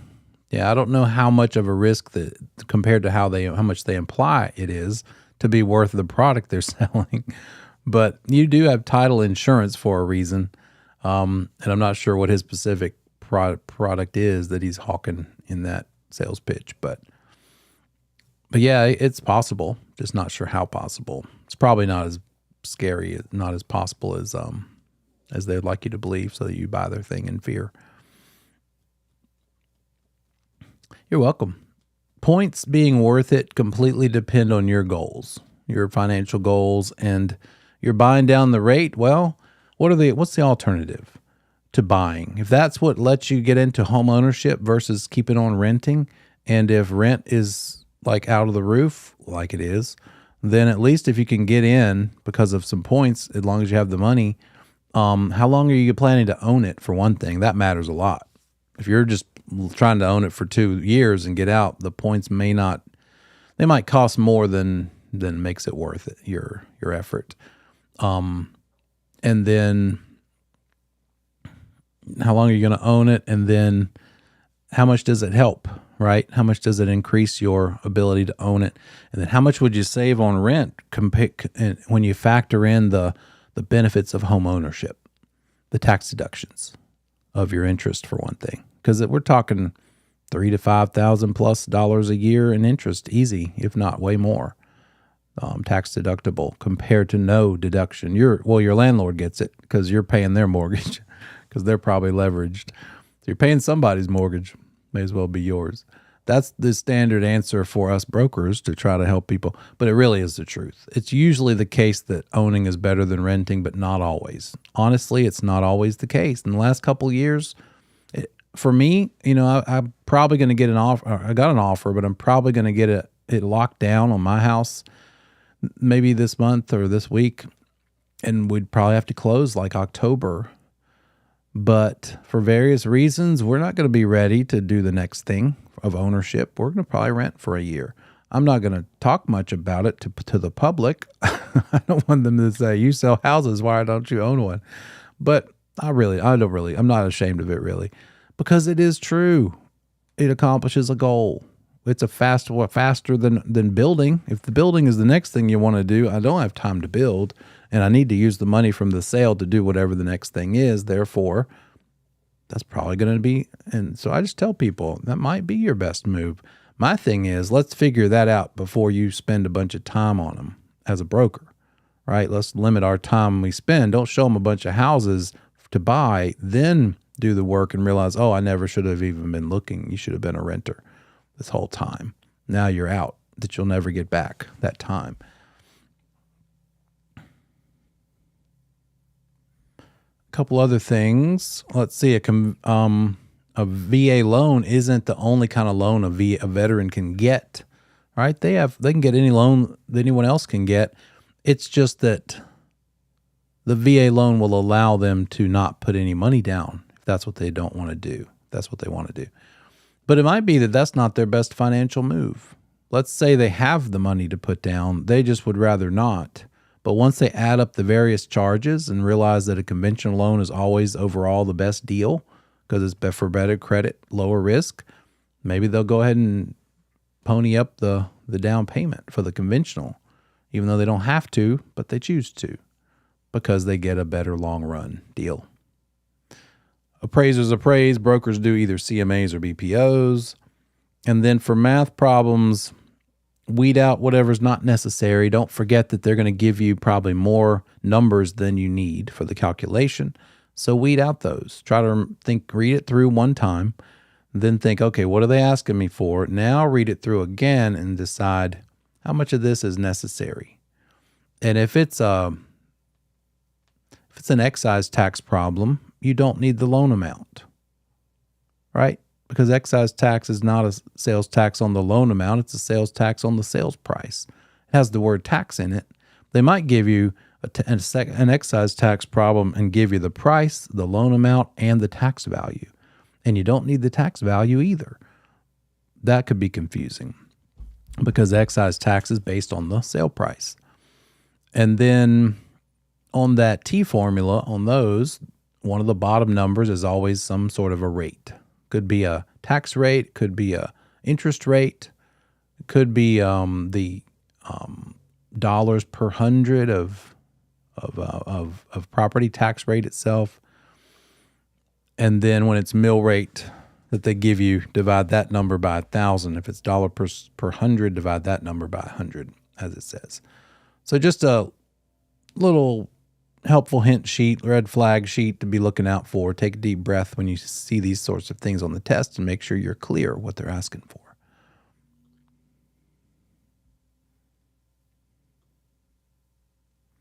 Okay, full broker. You'll probably just see the word broker, but it's any of those: full, non-provisional, and full, all used interchangeably. So these are the main types of versions of broker licenses. There's not a commercial broker license. There's not a property management broker's license. You can do all of those things with your broker license. You just have to be in the right phase or stage. And so once you become non-provisional, you can pretty much do everything that there is to be done. But then at that point, can you do commercial as a brand new? You finished all your post-licensing classes, so you're non-provisional, but can you do commercial now? All you've ever sold is residential. You are a full broker, but is commercial something available to you? You're legally allowed to. The broker license covers it, but the Real Estate Commission says you better have guidance. Don't just wing it. If you've sold 10 residential houses and then one of your past customers said, you did such a great job with my house that I want you to help me in my business, help me find a 50,000 foot warehouse in the industrial commercial district, you're going to want some help, right? First move, you might want to think, why would I mess up my momentum? I'm just getting in this groove of residential. How about I just refer it to a commercial specialist so as not to have to give it all of the extra attention you're going to need just so that you don't get sued or screw it up as a thing you're just getting into. Keep making residential money. Refer it out to a specialist, and then in a year or so when it finally closes, if then, you'll get a nice check. Or if you're like, well, I do want to learn how to do commercial, well, then align yourselves with people that can teach you how to do it. The Real Estate Commission says if your broker in charge has never done commercial themselves, they shouldn't have commercial agents under them. So you're not going to be able to learn from them because they don't know what to tell you. You might have to go somewhere else. Might have been happy at this residential brokerage with a BIC that only does residential, but you're like, well, you know what? I really think I want to start exploring commercial. So you might need to research other firms and leave where you're at and go to one that can offer you the guidance to do commercial and learn it. I've had provisional brokers in post-licensing classes of mine who were always from the get-go commercial brokers. They never even tried residential, and they were well suited for it. Did a great job with it. So you could be a provisional and get into commercial, but again, line yourself up. Make sure that you're getting the proper guidance for it. That's all the commission has to say about it. So provisional is a temporary status, and you've got to remove that status. And how much time do you have to remove that status? You can't be provisional forever.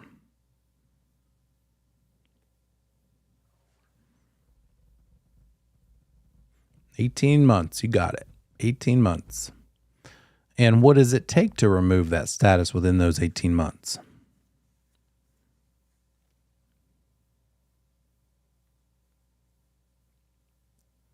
3 30-hour post-licensing classes in any order. I just taught all three, one a month for the last 3 months. We finished 303 last week. And I had a mix of people from currently practicing provisional active brokers to people that haven't pulled the trigger yet, provisional inactive brokers. I even had one from out of state that's been in the business 30 years in Virginia. But part of the rules is that if you can come here and if you have a full active license from another state, you can just come here and go through all the posts, and then you're good to go for North Carolina. But guess what? She asked a bunch of pre-licensing questions because she didn't have to take North Carolina pre-licensing. And that's okay. That's part of it. But then also that's it. That's the loophole one. When they get to skip pre because they have a license in another state, it's like, oh boy, I'm going to have some questions that I would normally see only in pre. So now we lift our provisional status, become that full broker, takes these classes, 90 total hours, 18 months to get them done. What happens if you go ahead and become active provisional, get that PSI exam passed, you are provisional inactive, you affiliate with a firm, so now you're provisional active, but you get so busy, you don't quite get all your posts done by that 18th month. Now what are you?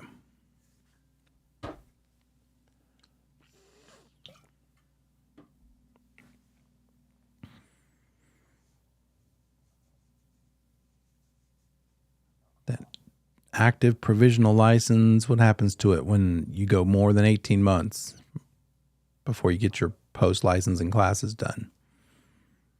Yeah, you got it. Inactive. You are done. You're going to have to get active. You're going to have to take some education to activate, get that post that you didn't get done.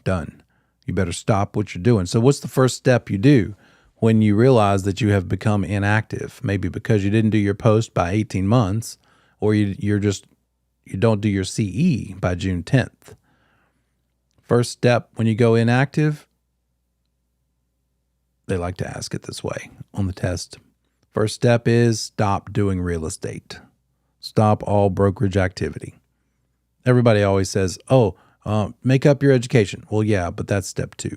Stop all brokerage activity, figure out what you need to take to go active again and do that. And then submit the form to the commission, tell them you did it. Just because you take the course, by the way, let's say that you needed one more post, and so you went inactive, but you got that post taken. Well, the commission doesn't know. They don't know automatically. They don't even know if you want to go active again. They're going to know that you took the course because the school's going to send it in within 10 days. They're going to be like, oh, interesting. This inactive broker took a post. Okay, great. La, la, la. They're going on with life. You're going to need to stop everything. Tell them, okay, yeah, did you get my results proving that I took that post? Then please activate me again. And they'll say, oh, okay, why didn't you say so? They don't know if you want to activate. So that's another testable thing. You got to fill out the online form and tell them in order to reactivate.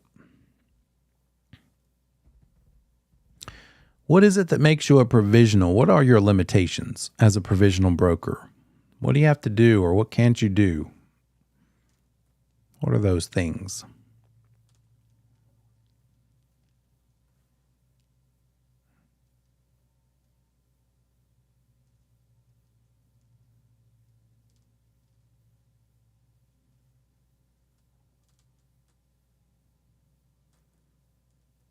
As a provisional broker, what do you do?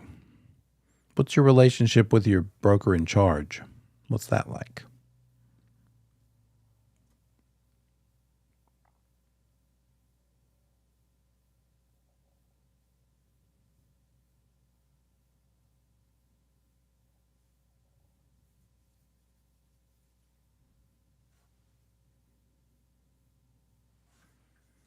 It should be pretty close, right? Yeah. You cannot act independently. Got to be supervised by that broker in charge, even more so than a full broker would be. That broker in charge is accountable for your actions. You get in trouble, they get in trouble. And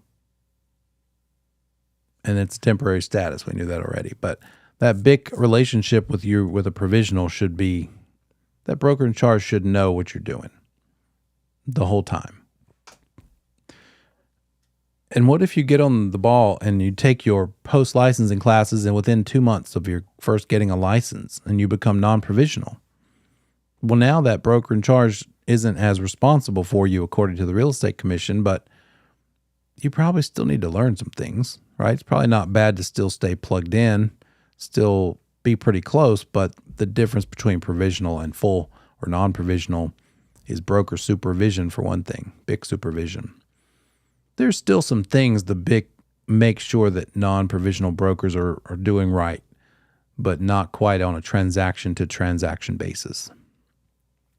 So non-provisional means you've completed all the classes. Now you can act more independently.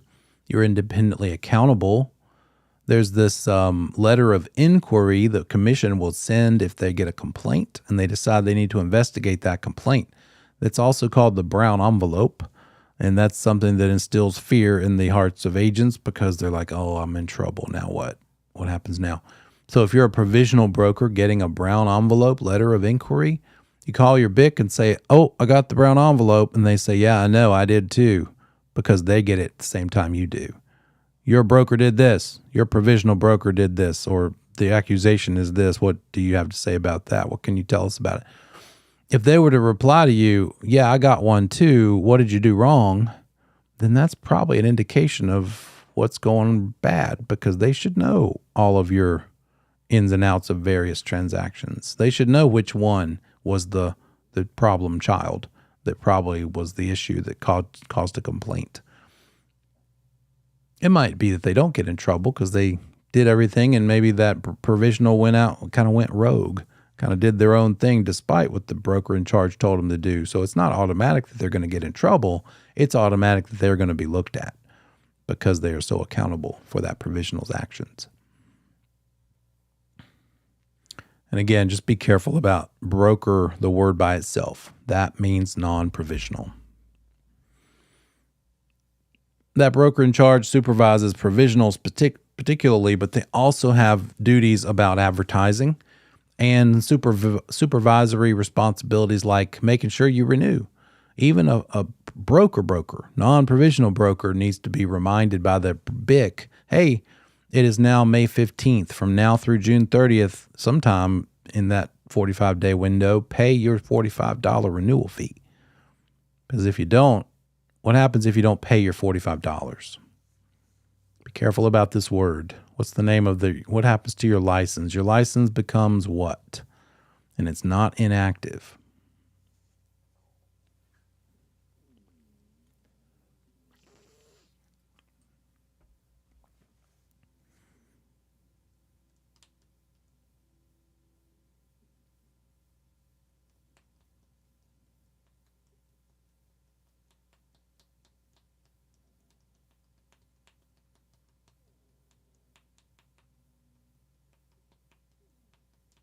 What's the word for when you don't pay your money? What is it when you don't pay your parking meter downtown? What happens to that meter? Yeah, that word is expired. So don't mix them up. Your license it expires if you don't pay. It goes inactive if you don't do the education.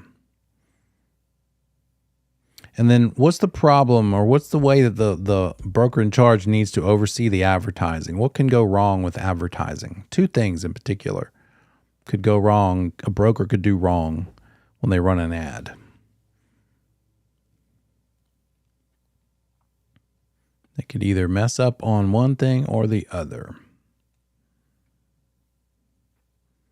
Yeah, I get what you're saying. Basically, fair housing violations. You could certainly say this property is within walking distance of the Jewish Community Center. And now the idea is, oh, so you're saying only Jewish people should buy it? That's sort of the idea there, or any other protected class. So in other words, don't advertise based on the people that might want to buy it. Advertise based on the property's characteristics itself. And then the other one is what? How else could we run an ad improperly? What if we ran this? Adorable 3-bedroom brick bungalow in Uptown Charlotte. Call Bob, 555-5555. And Bob is actually the listing broker, not the owner. What's wrong with that ad? All it said was call Bob and a phone number. While Bob might get way more calls because everybody thought he was the seller, it's not allowed. Yeah, it's a blind ad. He didn't admit that he was a broker. You got to say that you're a broker. So you'd have to list the company name, call Bob at ABC Realty, 555, blah, blah, blah. On an extra level to that for a provisional broker. Not only do you have to say that you're a broker, here's your company, but you also have to include the broker's main phone number, like the firm main number. Not only your number, you could choose to leave your number or not, but you definitely have to put the firm number if you're provisional. And for me, the way I think, if leads are coming into the firm because of your ad that you spent your money on, I mean, I'll be supportive to my colleagues in my firm, but I would rather all those calls come straight to me. So I want to get rid of my provisional status ASAP so I don't start feeding leads into the main firm phone number. That's a big enough reason for me to get rid of that provisional status. To become a broker in charge, there are a couple requirements. You have to be a full-time broker for 2 years, active status, or 4 years part-time. 2 years full-time or 4 years part-time to become either BIC or even just BIC eligible. Don't forget, you could be BIC eligible. You could become that and then only ever be that in your whole career, never have become an actual BIC. So why bother to be BIC eligible? So that you're available, right? Couple reasons. Maybe your broker in charge needs a break, wants to turn it over to you for a couple of weeks or a couple months, or needs to because they forgot to do their CE and their license is going to become inactive. And so let's turn it over to you so that they can get their affairs in order, get reinstated, and then take it back over. And then maybe, who knows, you might want to start your own firm.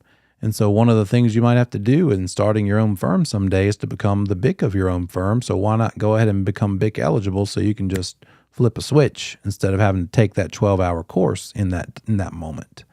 Because that's the other part of taking the course, of becoming BIC or BIC eligible, taking the course. The time frame within which you have to take the course depends.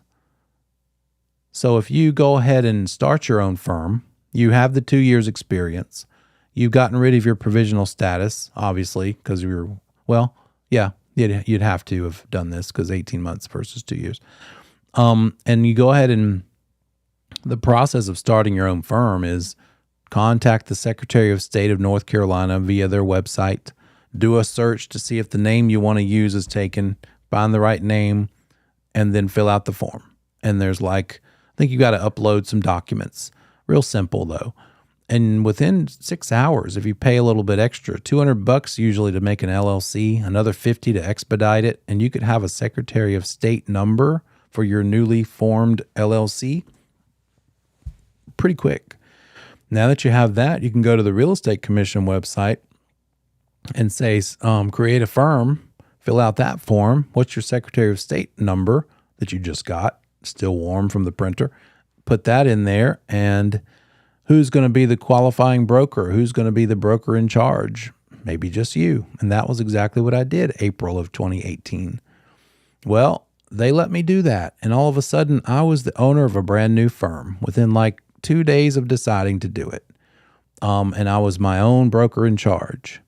And I had not yet taken the class. So I didn't know how to be my own broker in charge yet. I didn't take the class yet. I didn't have to. But within how many days did I need to take the class from when I started that firm? How many days do you have to take the 12-hour broker in charge course if you go ahead and declare yourself broker in charge?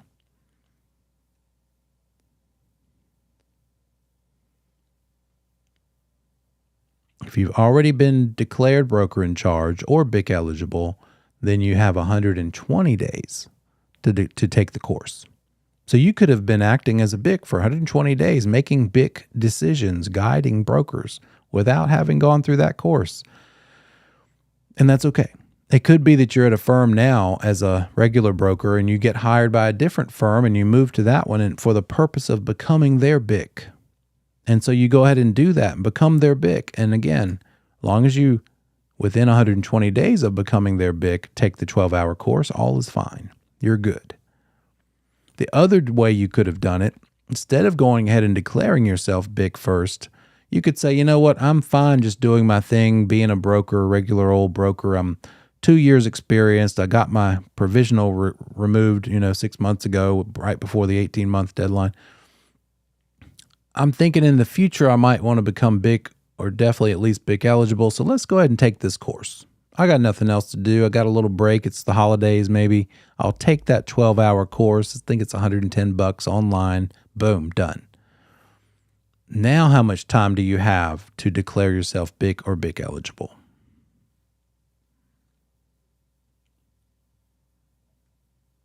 If you take the course first, you have an entire year, a whole year to declare yourself BIC or BIC eligible. So just know those differences. Okay, catching up in the chat. Let's see. Can you explain the name of the company and how it determines if you would not need to be a firm? Oh, on this, is that exam 5 that you're talking about? Okay, let me take a look.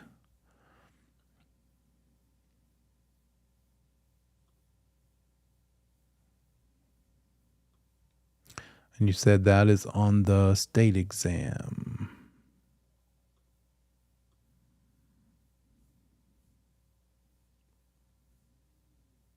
This one? Does that look familiar? Looking at your...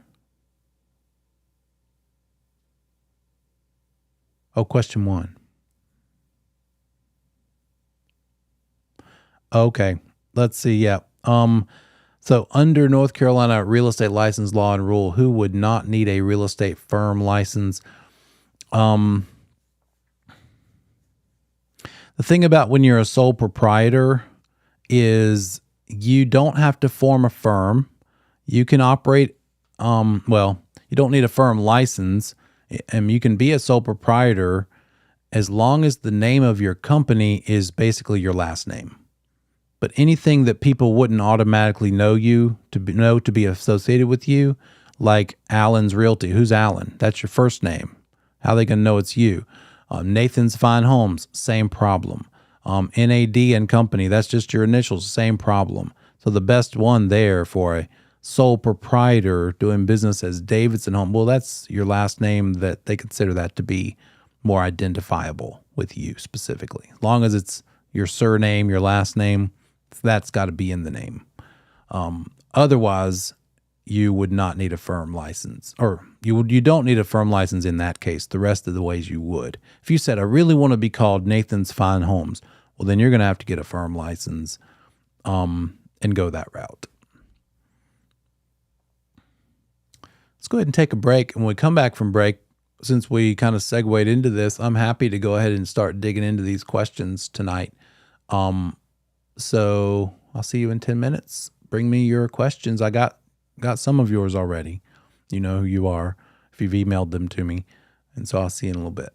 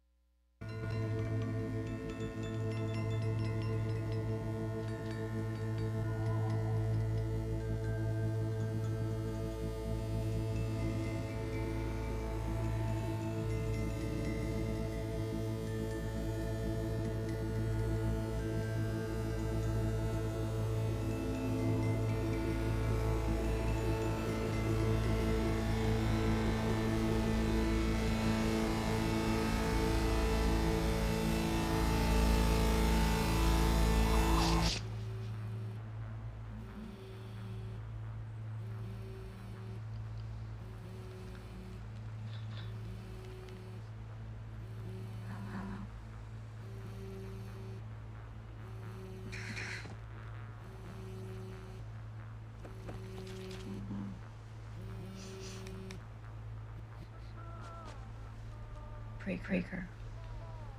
Sure. Bye.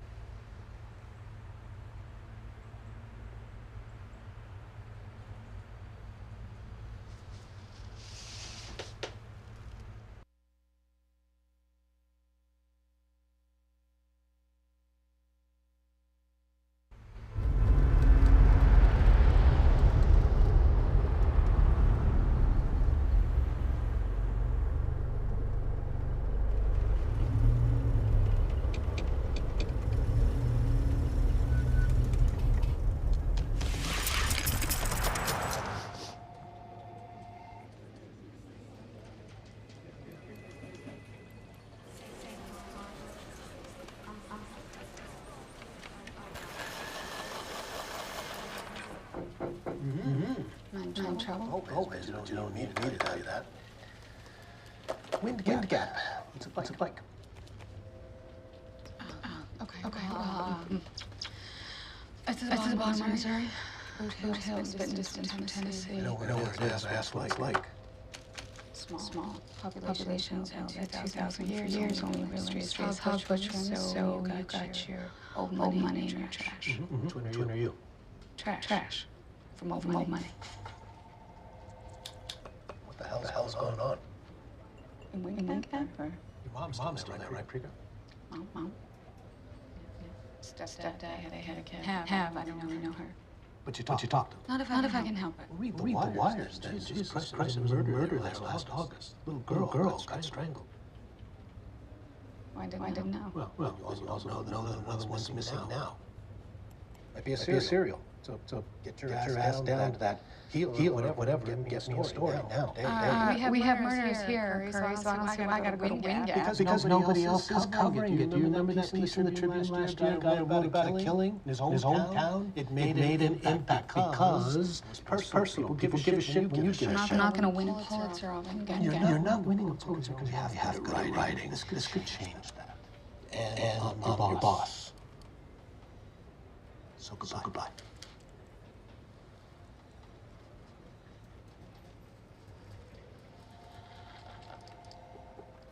All right, look, if you can't, but it might be good. No. Flush some things out, get you back on your feet.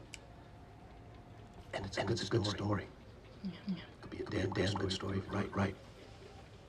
No pressure, right? Life is pressure. Grow up.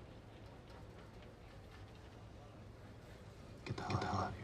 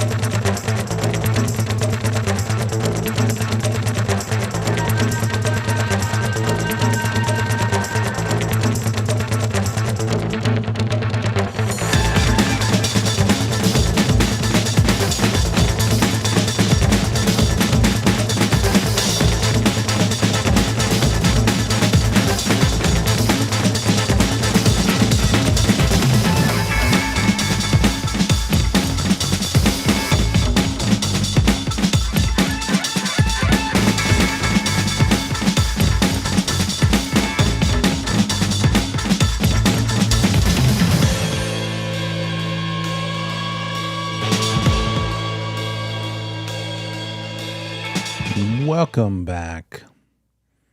Come on back and join in. Let's continue. Got a couple more requests. and we'll just kind of wing it from there. Number 5 on the state section. State section. Non-provisional broker Nellie was excited to hold her very first open house. The property was listed by the broker in charge at Nellie's firm. And Nellie was anxious to make a good impression at the new firm. All right, pause. We're reading this question. We're thinking, oh, they mentioned a broker. What is it? Is it a provisional or non-provisional? Okay, non-provisional. Reset our brain to think non-provisional. Okay, at the open house, Nellie, non-provisional Nellie, met buyer Beatrice and showed her the home. Beatrice loved the home, did not have an agent. Beatrice agreed to work with Nellie to purchase the home. Nellie had Beatrice sign the working with agents disclosure, good job, and an exclusive buyer agency agreement. Both the buyer and seller have requested designated agency during this transaction. So how should Nellie proceed? All right. It's same firm. This is be an in-house transaction. The seller has given permission to allow the brokers to do dual agency, specifically designated dual, as has the buyer. So it's all good with everybody to be designated. How do we proceed if Nellie is non-provisional and the listing is her broker in charge, their listing? Because brokers in charge frequently still list and sell on their own, as well as guiding and being in charge of brokers. Well, if we see that Nellie cannot be a designated agent, we don't stop reading the answer choice, but we're skeptical. We're like, well, she actually can. If you're about to tell us she can't because she can't be against her BIC, that's not true. But let's keep on reading to make sure they're not giving you some other reason that they're claiming she cannot be designated. Cannot be designated against her BIC, so she must find another broker to take her place. Nope, not good enough. Her up against her BIC is not a problem, so that is not true. Nellie cannot be designated against her BIC, so the BIC must find a full broker to take her place. Well, that's the same thing. That's nonsense because she is a full broker. She is not provisional anyway. So that's another nonsense answer. Nellie and the BIC could proceed with this transaction as long as they make full disclosure to the buyer and seller that they may have confidential information about the two clients. Well, that sounds like a possibility. Sure. They could actually proceed with the transaction and still know confidential information about the opposite client as long as the clients were aware of it and were okay with that. It could happen because up to this point, up to this open house, the only client in this firm from this transaction was the seller because the listing came first. The buyer came along through the open house. So because in the beginning, the seller was the client of the firm first, the BIC might have shared stuff and Nellie could have heard stuff that was confidential about that seller. Not the best way to do business, but it could happen in the real world. Mistakes happen. And if that did happen, and then Nellie does this open house and finds this buyer, and she could say, well, buyer, I can be a designated agent, but we've got a little problem. Long as the seller's okay with it, I happen to know some confidential information about them. And as long as they give me the go ahead to go through with this and let me tell you that confidential information, then we're good. Then we can do this together. Again, it'd be kind of embarrassing, but it's possible. So knowing the confidential information is a problem, but it's not a problem that would keep you from doing it. As long as the parties agree, yeah, okay, I'd rather you didn't know, but you do. It's not that big a deal, so let's just keep on going. I give you my permission. Maybe something that wouldn't be quite so devastating would be that the seller was motivated, and they just said, you know what, we're kind of motivated. We'd like to get this done, and that somehow got leaked. But ultimately, they probably maybe wouldn't care as much. But that doesn't obligate them to take a lower price. So that might be a one I'm pulling from air reason that a seller might still be okay with proceeding. Here's the issue. Someone in the chat said, do they have to share the confidential information? Well, what do we have here? We have a dual agency, designated dual agency situation. Who does Nellie work for? She is the buyer agent, the designated buyer agent for the buyer. And so that buyer deserves to know everything Nellie knows about the other party. So that's what makes it weird and awkward. So she owes, first and foremost, her olive old car, obedience, loyalty, disclosure, confidentiality, accounting, reasonable skill and care to the buyer. So yes, she would have to share the confidential information. So we would have to wait and see if the seller was okay after we told them, hey, seller, here's the problem. We got an agent who wants to be a buyer agent for a buyer for your house, and we could designate her to do that, but she happens to know this one little thing, confidential. Now, that might blow it all up. So I might say, what kind of operation are you running here? I'm out of here. I don't want to do this anymore. Let me out. That's a whole other issue. But the seller could say, well, what is it that they know? That you're motivated? Well, clearly I'm motivated because I have a sign in the yard. That might be their attitude, right? And so in that case, then yes, she could still go through with it. Let's look at the last one. Nellie and the BIC could proceed with this transaction if they have full written permission of the buyer and seller to engage in designated agency. That sounds like a nice, neat, tidy, best answer. So let's see, 5 ones. Yeah, D. That's the best answer for this particular situation. While C could possibly work, there's a great chance it could also not work. And we're reading a lot more into it, like we just spent 5 minutes talking about it, compared to D. D is like one and done. Yes, Nellie and BIC could proceed if they have full written permission by everybody to engage. No ifs, yeah, buts, any of that. That's the answer you're looking for, right?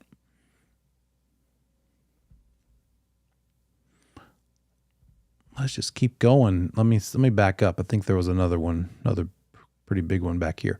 Broker Betty has a friend, Buster, who has always depended on Betty for his real estate information. Broker Betty has always maintained a current real estate license in North Carolina. Buster wants to buy investment property in Florida. Betty doesn't have a Florida license. Broker Betty wants to be sure Buster has the best possible representation for his investment purchase, so she refers him to Agent Allen, who offers Broker Betty a 30% referral fee. Under what circumstance could Broker Betty accept Agent Allen's gracious offer? Assuming Allen is the Florida agent, licensed Florida agent. Could Becky receive the referral fee if she does not enter Florida for the purpose of conducting real estate during the real estate transaction? Well, keep in mind that little nuance about someone not coming into a state. All we know is that's the case when it's North Carolina. I don't know if that's Florida's rule or not. But if we swapped out the word Florida and the agents' names for North Carolina, then that would be true. So let's take a break from this question just a second. You get your license, fresh and hot, and you got a provisional active license. You're able to make money helping other people with real estate. An agent from Virginia calls you and says, my grandma wants to move down to your area in North Carolina. I would like to refer her to you. Would you pay me a referral fee if I connect you with my grandma to buy her retirement home there in your town? You could say, love to. I'll be glad to pay you a referral fee.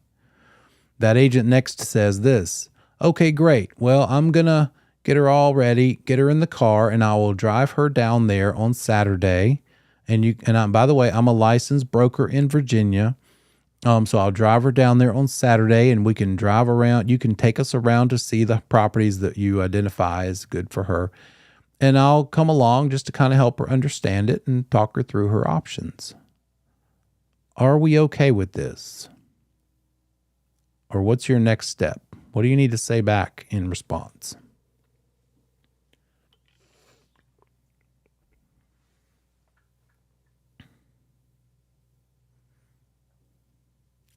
I see your question, Tony, from earlier, and I'll come back around to that.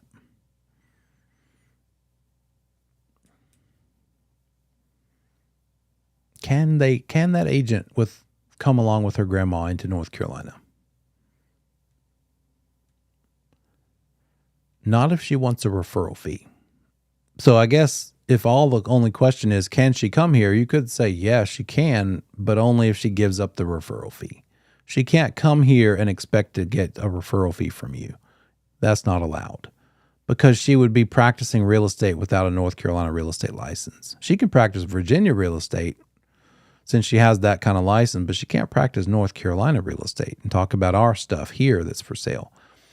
Now, if she does it properly, she's going to send grandma on down here, and you are going to work with grandma, and that agent granddaughter is going to stay in Virginia. And you're going to take grandma around and show her houses and figure out if she wants to buy one and make an offer if she does. Now, whether or not grandma goes back to the hotel and immediately calls granddaughter and says, well, here's what the 5 we looked at. Which one do you think? You can't control that, nor do you want to know this, right?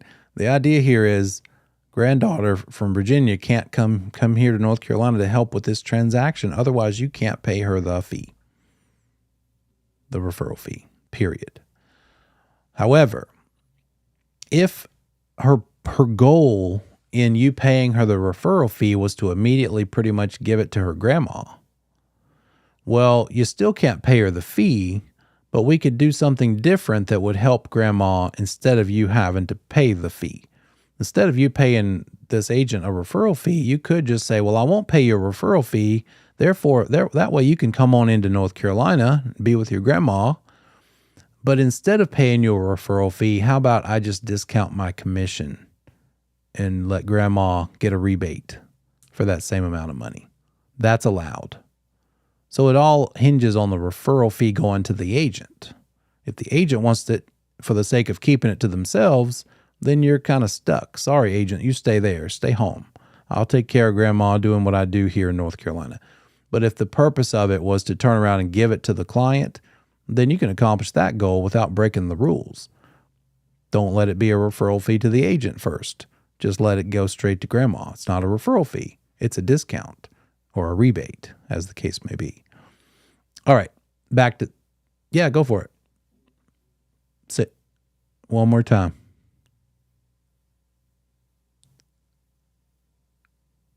Oh, oh, gotcha. It's as is always the case with commission, it's negotiable. But what I have accepted and also been willing to pay for referral fees has been anywhere from 20 to 35%. My go-to that I'm most comfortable with is 25%, meaning of the commission, not of the sale price, of course, but of the commission, 20, 25%, maybe 30. When it's a company, like a relocation company who's getting you to help their new employee, they're moving into your area and they want you to help this person, but you have to pay a referral fee in order to get that lead and help them, then quite often companies are going to charge toward the upper end of a range. And I've seen companies charge 30, 35, 40, 50% referral fees. But hey, if you just keep getting them from that company, maybe you don't care. It's a constant source of leads. Maybe you're willing to take a 50% cut and give them half of your money. There's value there too. I would probably cut a deal if I'm going to know that I'm going to get all of that company's business and they're bringing in 500 jobs over the next year or two. That has value. So yeah, that's what I find. So let's go back to the question. Under what circumstances could she accept Alan's offer? Could receive the fee if she does not enter Florida? We don't know that because we don't know Florida's rules. Betty could receive the fee if she makes full disclosure to Buster, the friend, and her BIC in writing before the first offer. That doesn't sound great. Let's keep reading. Betty could receive the fee even if she does visit Florida during the transaction but does not conduct real estate while in Florida. That just doesn't sound good either because, again, we're kind of still talking about Florida real estate that we know nothing about. This is not a Florida real estate license you're trying to get. Betty could agree that Alan could pay the referral fee compensation directly to Buster as part of the closing disclosure credits. So the amount of money, instead of it being called a referral fee going to going to Betty, it's going to go straight to Buster as a rebate or some sort of credit. Exactly what we talked about. So it's D. Best answer here is D. But do you see how it could have been tricky? They were telling you North Carolina things, but the client was going to Florida, and you don't know. Yes, if all of that was about Florida in the test question, then other answer choices might have been right.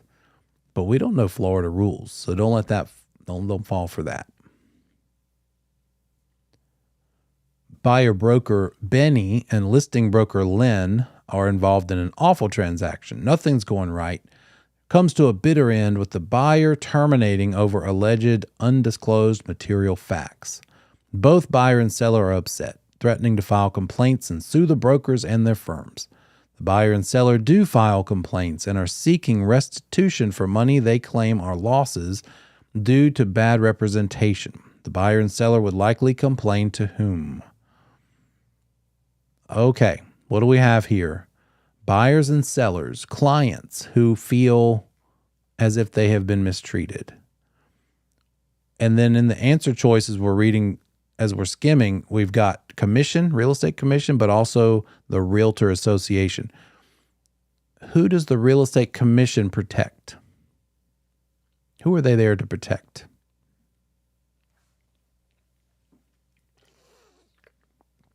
Clients, not us. Consumers, right? Yeah, they're protecting consumers. So do we have consumers that have potentially been harmed? Yes. So I'm inclined to lean toward answer choices that involve the Real Estate Commission. Let's see, check out number one. Who would they complain to? North Carolina Commission, who may discipline the brokers for violation of license law, and then the local board of realtors who may order financial restitution to the buyer and the seller. Well, so far that sounds pretty decent. They would go to the commission for discipline. National Association of Realtors, when we belong to that as brokers, we promise to adhere to a code of ethics that applies to how well we treat our clients as well as the public, as well as each other as brokers. So yeah, I don't see really anything wrong with A on first look. What about B? The commission, who will review the case and discipline the brokers for violations and order financial restitution to the buyer and seller based on license law violations. Well, the Real Estate Commission doesn't order financial restitution. That would come through other methods, but not the Real Estate Commission. So that's a problem with that particular answer choice. The North Carolina Realtor Association, who will review the case and discipline the brokers for license law violations, code of ethics violations, and order financial restitution. What's the problem with this one?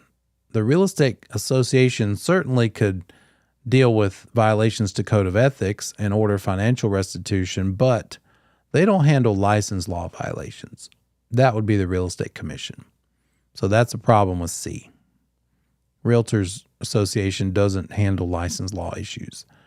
Okay, what about the National Association of the Realtor Board, the North Carolina Commission, and the Civil Court, who will jointly review together the complaint and make recommendation for discipline related to license law? And nope, that's not a thing. They don't do that. Best answer choice is A. The commission's going to discipline the broker. The Board of Realtors is going to potentially order financial restitution.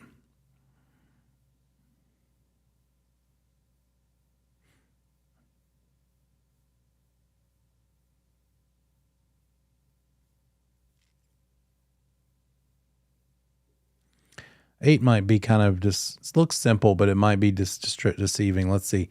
Brokers in North Carolina are obligated under license law to follow which of the following rules?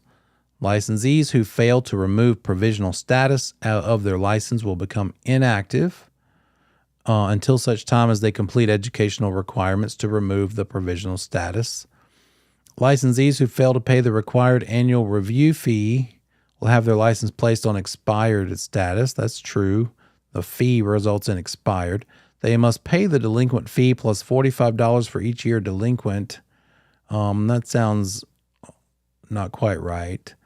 Licensees who fail to take required education will receive reprimand and suspension. Wow, that was quick. No, they don't do that. Not taking the education just results in an inactive license, not disciplinary action. Licensees charged with a felony offense must report the charge to the Real Estate Commission within 60 days. Charged with a felony offense is not the same as convicted of a felony offense, right? Charged is accused. So be careful about that. I don't like words beginning with similar letters as the actual right answer, because at first glance it's like, yeah, 60 days for an offense. That's it. Nope. Charged means accused, not convicted. So the best choice is A. They fail to remove your provisional, you'll become inactive until you do the education to remove your provisional.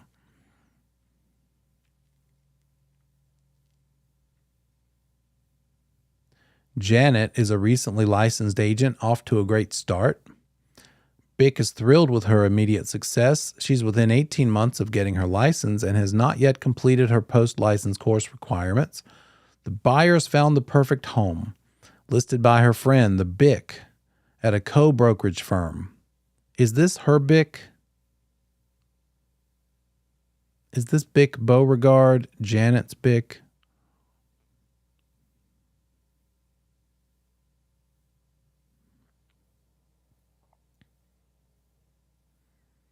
It says her good friend Bick Beauregard at a co-brokerage. Oh, no, that's not her Bick. That's a different firm, a co-brokerage firm, not her firm. It's a co-brokerage transaction. Therefore, just because you see Bick and provisional doesn't mean, oh, it's their provisional, right? It's not, their Bick. It's not her Bick. So Janet's buyer has requested designated agency. The seller of the property has also requested designated agency. Janet and Beauregard are great friends and meet often. They have discussed their clients and shared confidential information. What course of action should they take? So again, she is provisional. Her Bick is thrilled with her success, but then says her buyer found a home listed by her friend, Janet's friend, another Bick at a co-brokerage firm. It is not Janet's broker in charge. So the normal things about designated agency don't matter because we have a co-brokerage transaction here if they go through with this. So designated agency is irrelevant. All right. So Janet is a provisional broker and cannot represent her buyer, in which Bick Beauregard represents the seller. Not true.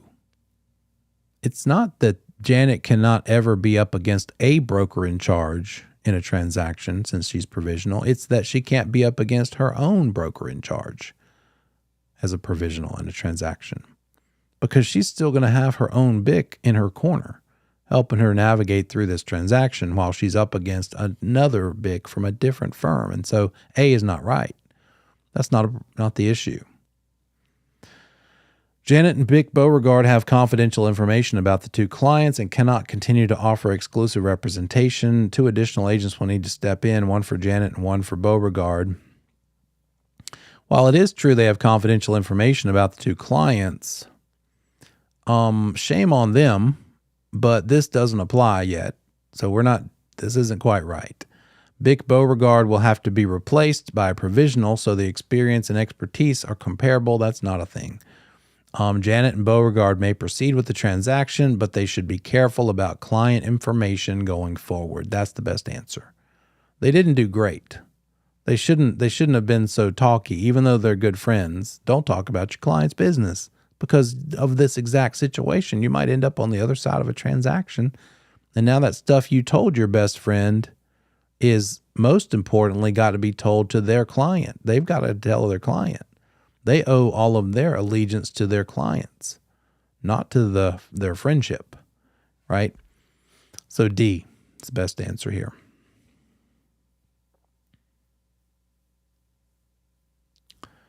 A North Carolina buyer working with a buyer agent under oral buyer agency is obligated to compensate the broker with whom they have the oral buyer agency agreement. Is that true? Does the buyer owe anything to their oral buyer agent, including compensation? Nothing. That's your risk as a broker offering this. So no, no. Advise all brokers they meet that they are already represented by another broker. They don't owe you anything. To you, you're their broker, but to them, they can work with whomever they want. They're not exclusive. Reduce the oral buyer agency to writing before purchasing. Well, let's keep reading because there might be another answer that says reduce it before writing an offer, and that would be a better answer, right? Because purchasing could mean going actually to closing, but you could have already written the offer. So this isn't a really well-written answer choice either. Acknowledge receipt and understanding of the Working with Agents brochure. Well, that's pretty simple and pretty hard to beat, right? It's pretty straightforward, and so D is the best answer here.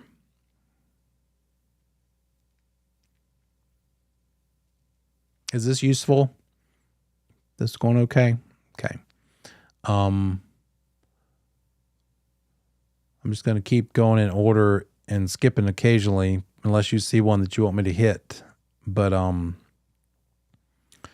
so far I'm seeing some pretty good ones. That's why I wanted you to do this one for this week.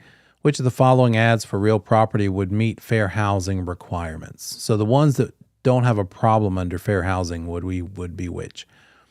Okay, luxurious waterfront and exclusive gated community. Okay, do we have a problem so far? No, we're good. Perfect for high net worth buyer who loves boating and gracious living. I don't see any protected classes yet. This one looks pretty good. Let's keep going just in case. Charming 3-bedroom, 2-bath ranch on a quiet street adjacent to Jewish community center. Nope. Religion. Can't imply that we only want to sell it to Jewish people or anything like that. So B is not a good one. Spacious 4,000-foot home, 4-bed, 4-bath, private live-in nanny quarter in the home. Perfect for moms and dads working from home with children that need extra attention. Do we have a problem with this one? Which category is this?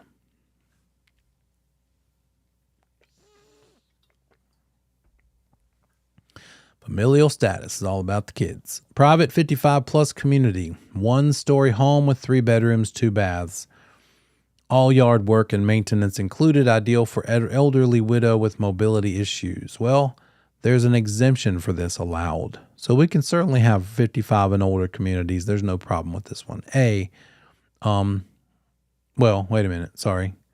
Mobility issues is the problem. It's not the age, it's the mobility issues that we can't mention about disability. So 11A is the best choice. That's allowable.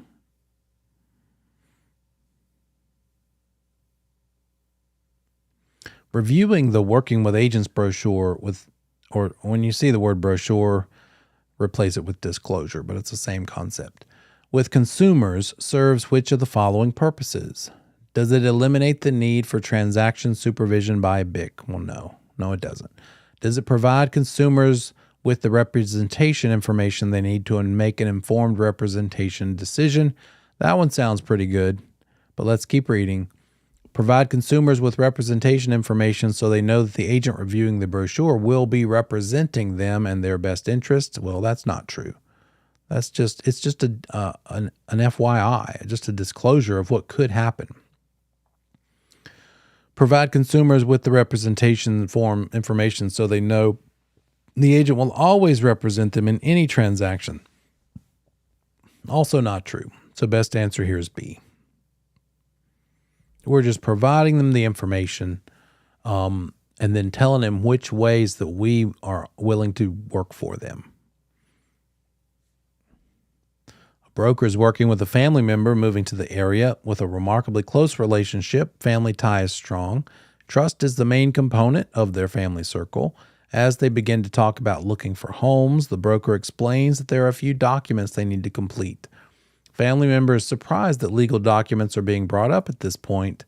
To maintain the family trust and comply with license law, the broker should understand the confusion and, because it's family, have the agent's disclosure and buyer agency signed while they write up an offer that the family needs to purchase.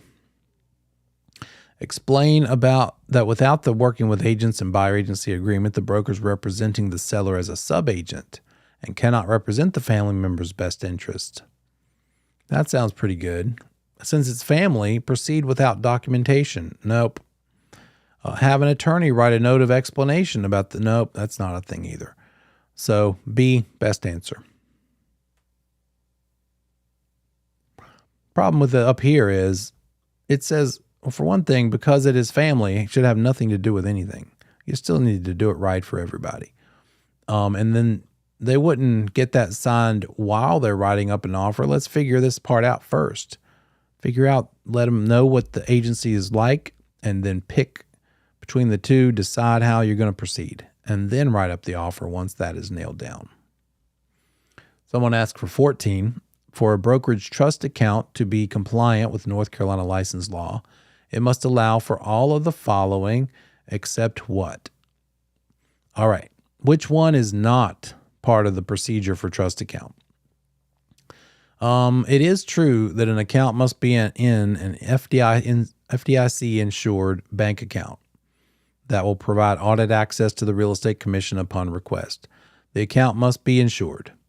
That trust account has to be in a bank account with a bank that is insured.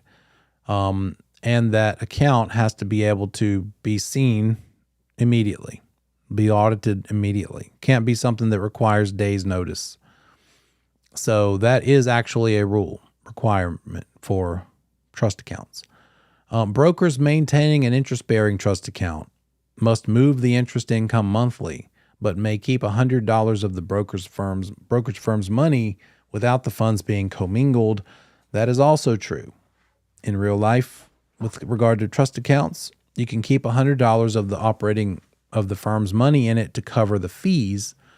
But if you do choose to use an interest-bearing account and you can have $100 of your money in it and the interest bumps it past the 100 mark, well, you've just commingled. So you need to reconcile regularly so as to keep that balance in check, so as not to risk going over the 100 and therefore having some of your actual money that's not allowed to be in there mixing with someone else's. So B is true. Not for the question, but in general. Investors who own property in several states must have a trust account in each state in which they own property. Well, that's not true, but let's keep reading. A trust account must have the words trust account or escrow account printed on the checks and deposit slips. That is the way it goes. So A, B, and D are actually the way you deal with trust accounts. But the test question was looking for the thing that is not true about trust accounts, and C is not true about trust accounts. Let me, I'll come back to 15 and pick up from there, but let's go ahead and knock out the ones that were requested. So we'll make sure we get them. I don't forget them. 36, a non-provisional broker may complete a broker price opinion. Well, that's true. Keep reading. For compensation, under which of the following? Non-provisional brokers cannot complete a BPO for a fee. Not true. So A is not it. Non-provisional brokers can complete a BPO if they have a client relationship with the party. Not true. BPOs are exactly for non-clients. You're doing it for anybody who wants to pay you. It could be a for sale by owner. Non-provisional brokers can complete a BPO if they have a customer relationship requesting the BPO to determine the value of a property. Is that okay? What might be right or wrong of this answer choice?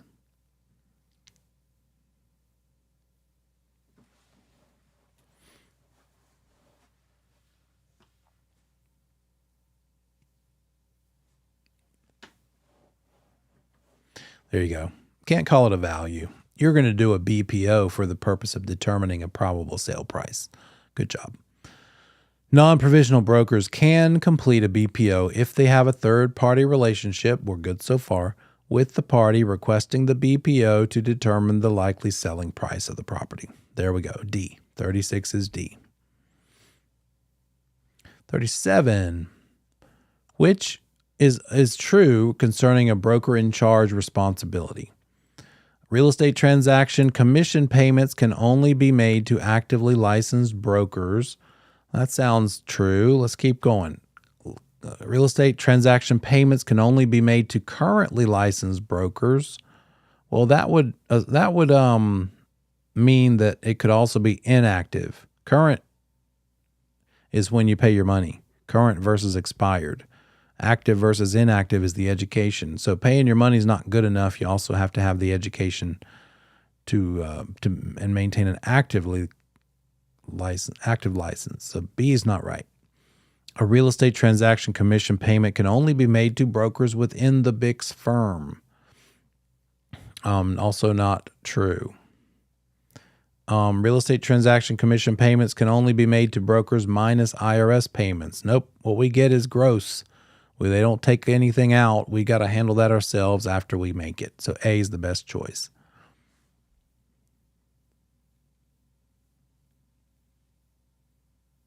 $56. Oops. Oh, shoot. I think I got mixed up. Okay, let me backtrack. 27. Okay, let me check 15 first. Yeah, 15. Did I do 5? Yeah, we did 5. Okay, 15. Under North Carolina real estate license law, advertisements placed by a broker operating as Look at Me Realty LLC and affiliated with the broker franchise operating as We Have All the Good Things LLC must include what? So we've got a broker who has set up their own LLC for the purpose of receiving compensation, and they work under a firm, and that firm is called We Have All the Good Listings. So we've got 2 LLCs going on here. And in this situation, could that broker just advertise only under their own little LLC name? No. Could they say both? Could they include both? Yeah, both is certainly the way it's supposed to be. It's 2 firms, 2 LLCs, so they call them, they refer to them both in the ad. They would say, Look at Me Realty and We Have All the Good Things LLC. We're talking about teams here, or maybe in this case, it could be a broker who's just set up an LLC for how they want to get paid. Instead of getting paid to Talon True Love, they get paid to Look at Me Realty LLC because that's her little LLC for the purpose of tax deductions and liability protection. The reason you set up a business entity is so that you don't get paid in your own name.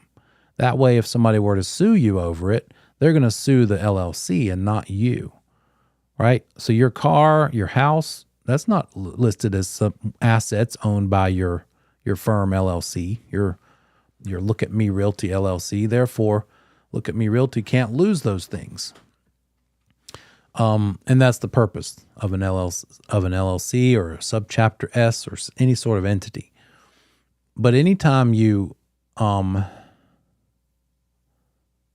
have two entities going on, you have to disclose them both. You have to put them both in the ad, essentially. So B is the best choice. 27.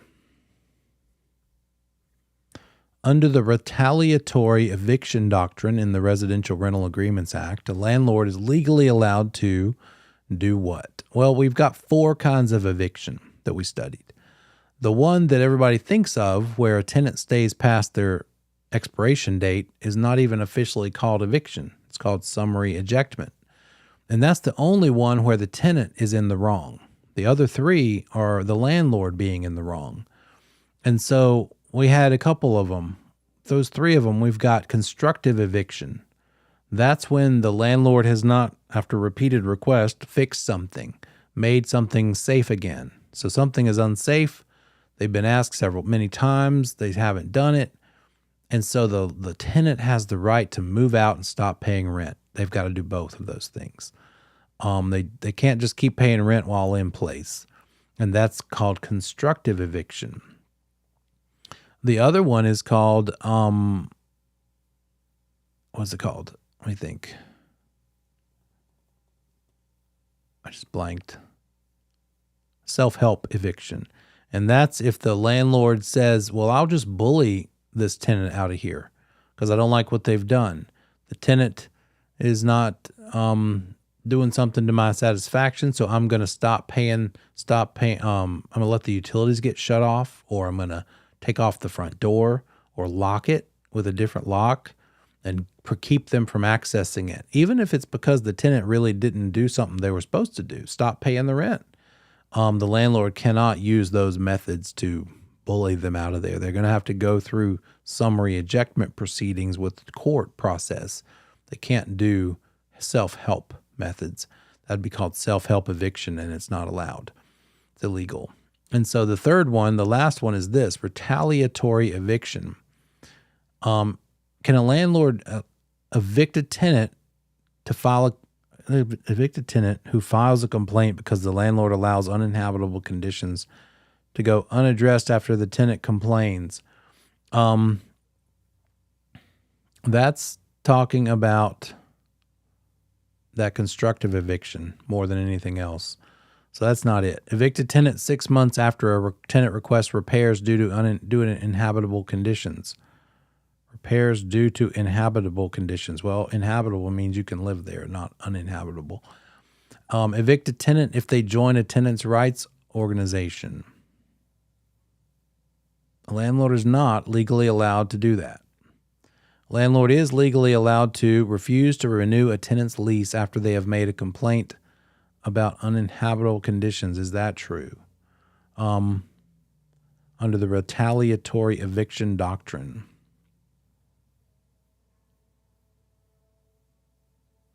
Well, a landlord can refuse to renew a lease.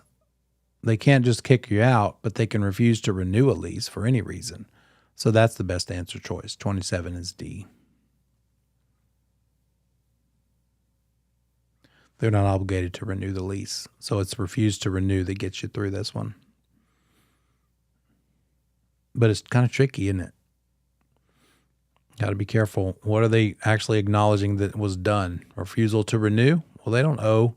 They could say, well, I don't want to renew it. It could be for any reason because I want to take someone else's money. I want to lease to someone else and maybe raise the rent and get more rent from someone else or whatever they would like to. The renewal is not an obligation. Which of the following is not part of wall framing? Well, let's see. Studs are the main part of the wall that handle most of the support. A header is over the openings that are bigger than what normal studs are spaced at, usually more than 16 inches on center. So a door and a window is going to have a header. A sole plate is the lowest part of the wall framing itself. And we're talking about the walls themselves. The ridge board is part of the roof framing. So that's a roof piece. That's actually also the highest portion of framing in the whole house. Not of wall framing, of all the framing, because it's the highest part of the roof framing too. It's the peak of the roof. So ridge board. All right, let's go back and look for some more longer questions here. 17 looks pretty interesting. While doing a walkthrough at a listing appointment, the broker notices all the ceilings in the house have been recently painted. Broker asks the owner about them. Seller's response was, "We had a couple roof leaks which we had to fix. The property was originally finished with popcorn ceilings, and the leaks caused stains. We decided to remove the popcorn ceiling to make the property more current in appearance and remove the staining. The listing broker agreed that the new flat ceiling was an improvement, and the seller did not mention the roof leaks on the seller disclosure form, and the listing broker never brought them up with the buyer of the property. If future roof leaks arise, the broker might be found guilty of what?" So what did the broker do? They never brought him up. That means they did not say something. So it's some kind of omission potentially. Negligent omission related to disclosure of material facts. Did they look into anything? Let's see. Broker asked the owner about the ceilings. Seller's response said, "We had some things fixed." So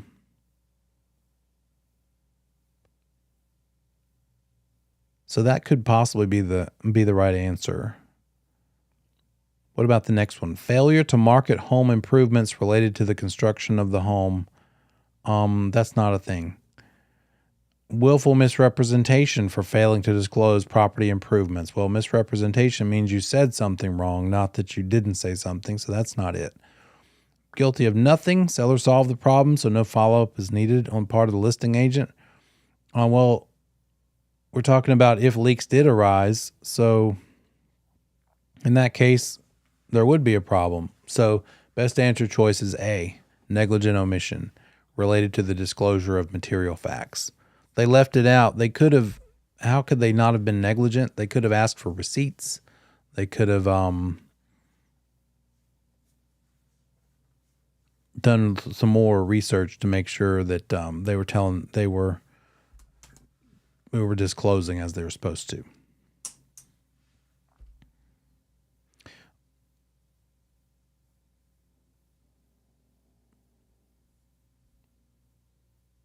The listing broker knows an approved apartment construction project will affect the value of the residential listing.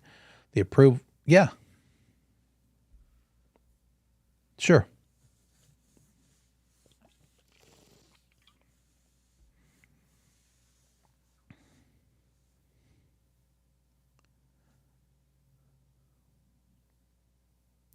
Oh, the buyer, it alluded to the buyer knowing. Let's see. Well, it says if future roof leaks arise. You mean the buyer wouldn't have known that they had stuff fixed and done work on it before?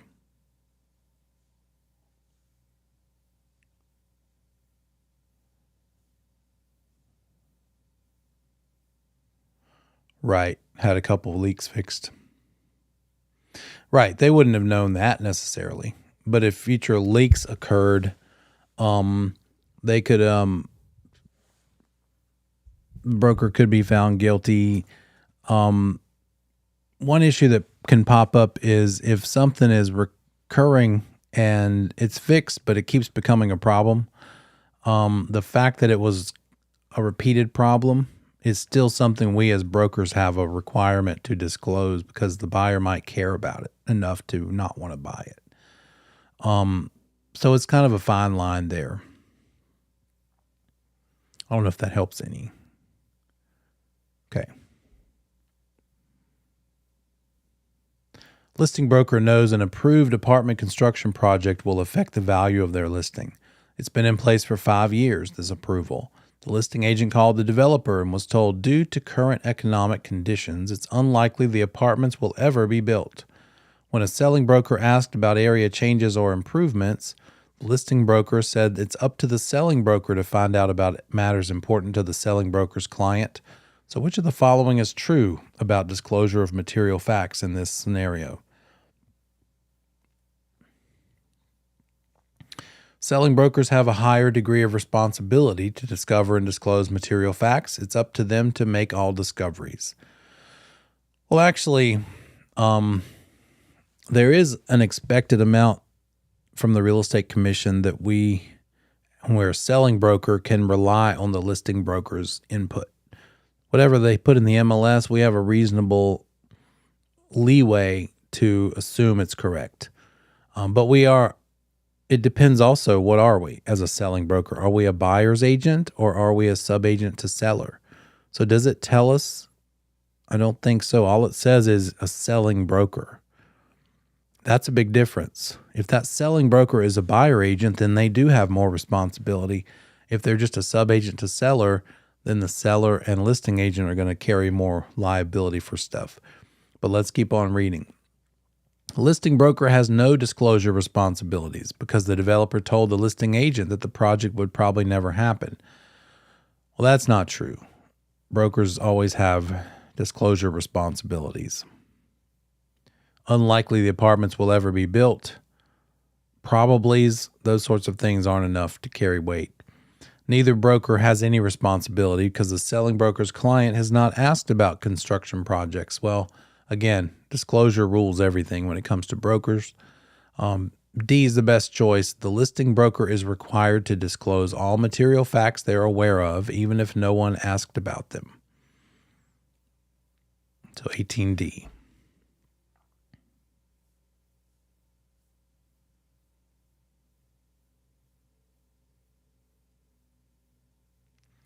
Holding an open house for one of his listings, broker Tom meets prospective buyer Bill, who dropped by the open house.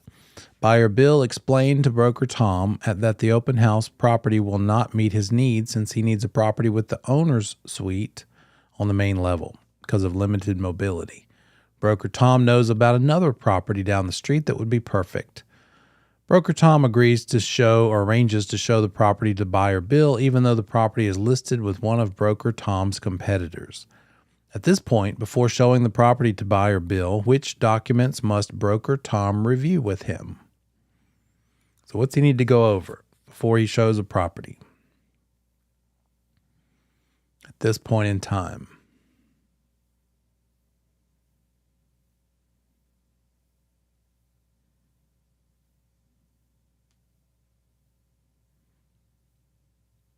And it's not Broker Tom's listing. It's one of his competitors. So in order to show him that property, does he need the working with agents disclosure and the buyer agency agreement? Not necessarily. Do they need to talk about dual and designated? No. If the one of his competitors means it's a different firm altogether, then definitely know about the dual agency. Does he need to at least talk about working with real estate agents brochure? Yeah, the very least. What about an explanation of oral buyer agency? No, not necessarily. All he's doing is showing property to him, and he just needs to explain to him what the options are, and they can nail down options later. He could show it to him as a subagent to the seller or as a buyer agent in writing or as a buyer agent orally. And the subagent to seller one does not require anything signed, but he still needs to do the working with agents disclosure so as to help him know to keep his mouth shut and not tell Broker Bill anything he wouldn't want the seller to know. So best answer to 19 is C. We'll come back, finish up. I get you. I know what you mean. You just have to take your time. Somebody made a mention of these tricky questions, but yeah, you just have to know it thoroughly enough to be able to dissect it and just think, okay, and that's the other thing. What is the best answer? There might be one that's pretty good, but the best answer is, in this case, the most simple answer. At the very least, what do we know? Broker Tom has not been hired as anything yet. And so therefore, can he show the property? At the very least, he's got to do here's how this works. Keep your mouth shut until we go forward, until we decide to lock something down or not. Buyer Bill might decide he doesn't want to sign anything, in which case he definitely needs to keep his mouth shut forever during this transaction because Broker Tom would have to tell the seller or listing agent whatever he learned. All right, I'll see you in 10.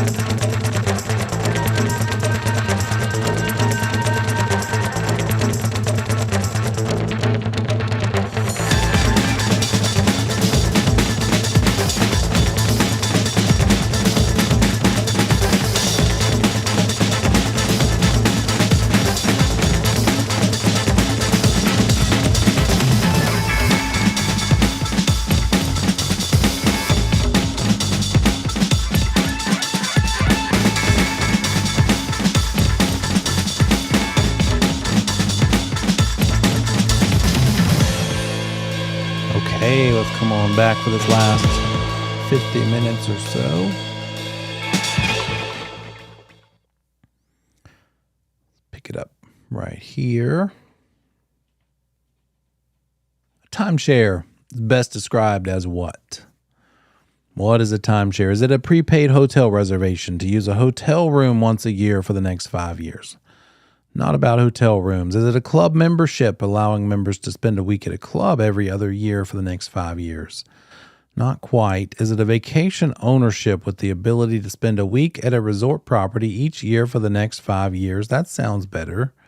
Or is it a freehold partnership in which each partner must use the property for 5 weeks every year?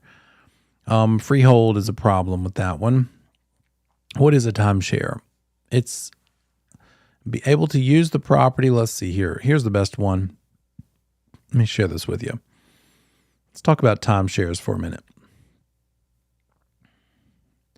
Let me go down here first. There it is.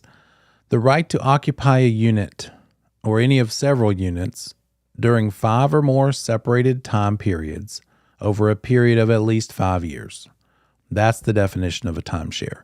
Remember, I gave you the basic overview called 5, 5, 5, 10, 5. So there's the first two fives. Occupying a unit or several during 5 or more periods over a period of at least 5 years. What if the test question said so-and-so was going to use this property 5 or more times over a period of 3 years? Would that be a timeshare? No, because the definition is got to be at least 5 years. So know that. Look for that as a typical tricky kind of a distraction. During 5 or more time periods over a period of at least 4 years. Also not a timeshare. It's got to be at least 5. And then some other things about a timeshare. 5 and 5. And then the third 5 is where'd it go?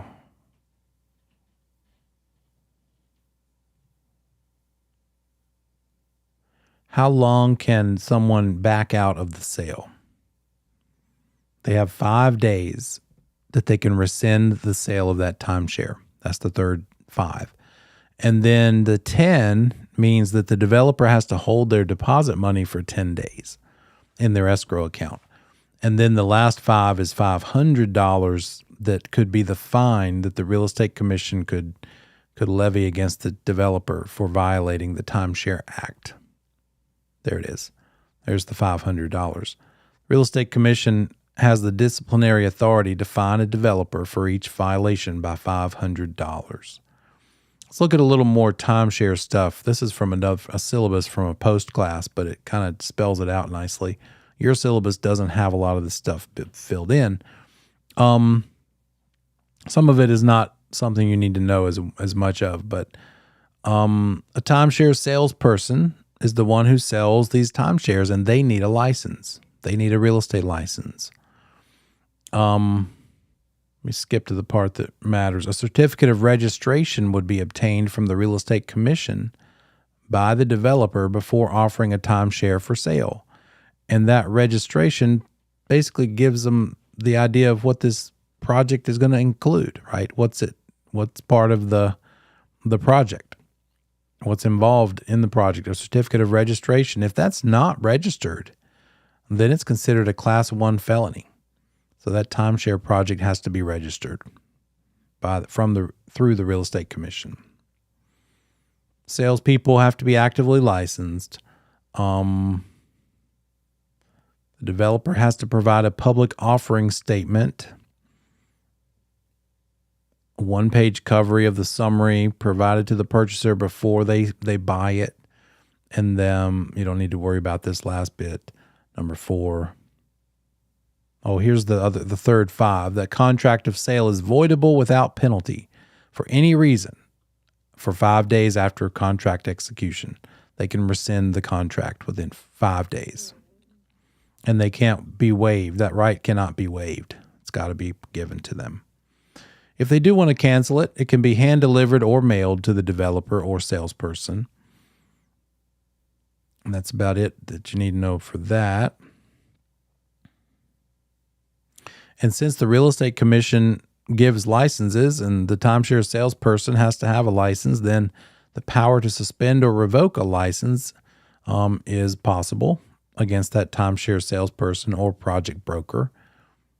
They can suspend or revoke a certificate of registration of a timeshare project as well, since it's the commission who gives those. And they can reprimand or censure a salesperson, a developer, or a project broker. And then we you know this, a timeshare developer is the only type of real estate licensee who the commission can actually fine. No, we're just talking about North Carolina timeshares. Good question. Someone said, is that 5 days the case in every state? Nope. Other states do it differently. I have a feeling North Carolina is one of the more strict ones, based on how many people are mad about their timeshare experience in other states. It's usually that they did it in Florida or South Carolina or maybe Nevada or something. And I think we probably do it a little less predatorily, maybe. So the Timeshare Act is something that these developers have to follow. And if they violate provisions in the act, it could be a misdemeanor. If they don't register, it could be a felony, as we said. And then anytime any broker, any real estate licensee has to keep records for at least 3 years. So this is kind of going back to that too. The timeshare developer and salespeople have to retain timeshare records for 3 years, just like all licensees have to keep our records for 3 years.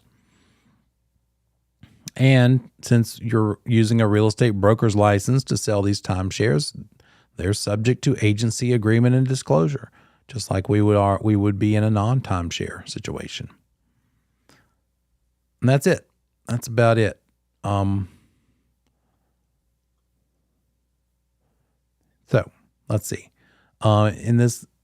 With that said, timeshare is best described as vacation ownership with the ability to spend a week at a resort property each year for the next 5 years. We've got 5 times over at least 5 years covered here with this answer choice, so that's the best one.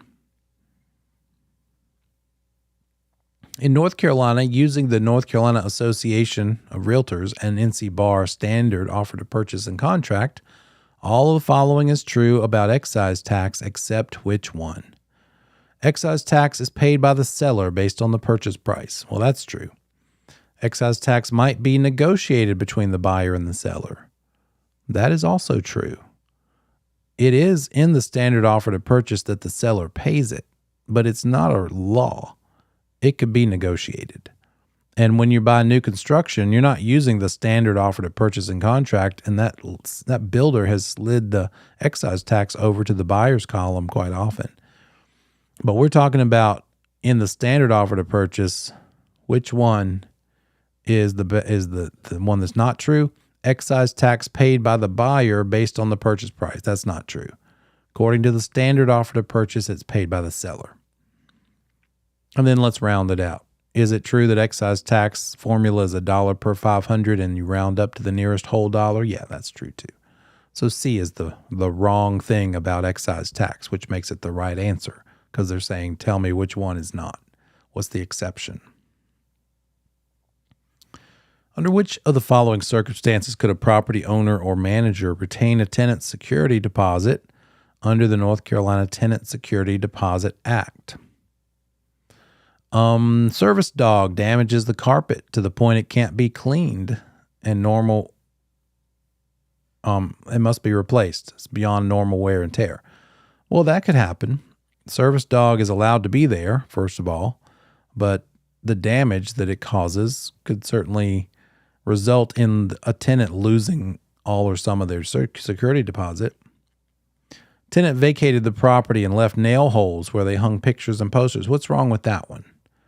Why is that not the right answer here? Security deposit doesn't cover that because it's okay for there to be nail holes. That's part of reasonable wear and tear. Tenant vacated the property prior to the end of the lease term without the property owner's permission.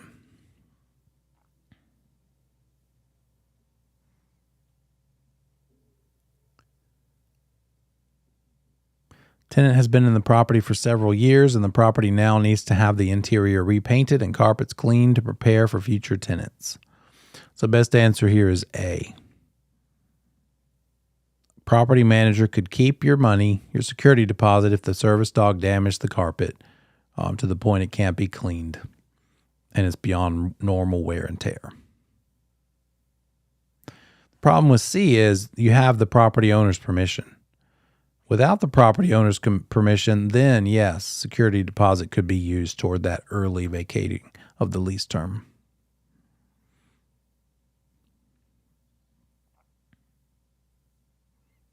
A newly licensed provisional broker discovers his good friend has just listed her home for sale with a competing broker. Because it's a close friend, the PB is comfortable telling their friend that they now have a license and would like to represent them. The PB suggests the friend tell the current listing agent, look, I want out, I want to list with my friend, and ask the agent to step aside so the seller's friend can take over the listing. Since this is a good friend and the agent is new, would this course of action be allowed? What has that agent done?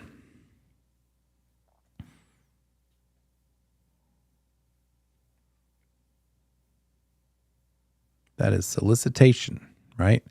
Can't talk about it. Can't propose such a thing, especially. So Article 16 of the Realtor Code of Ethics prevents this type of solicitation under tortuous solicitation. So that's a pretty good answer. That's probably the right one. Let's keep going. Is this allowed? No, only experienced brokers who can prove they would do a better job can solicit listed sellers. Nope, no solicitation allowed. Yes, if the home is not priced correctly and is not likely to appraise, that would be a material fact that must be disclosed to the seller. Then no, that's not a good answer either. Yes, if the BIC has given their express permission for the PB to solicit, again, no solicitation, so A is the best answer.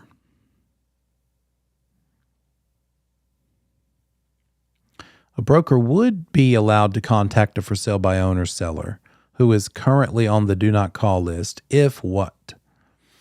Best answer choice. The seller reached out to the broker for real estate information within the last 6 months.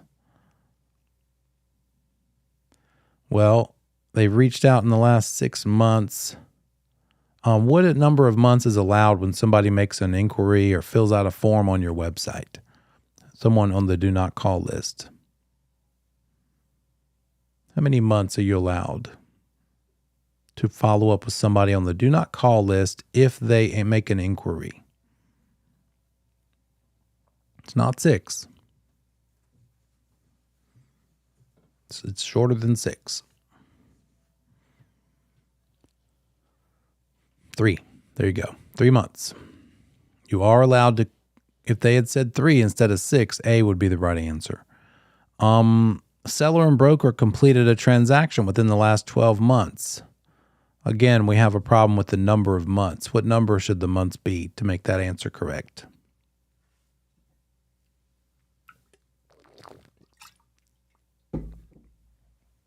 Someone just said that number about letter A.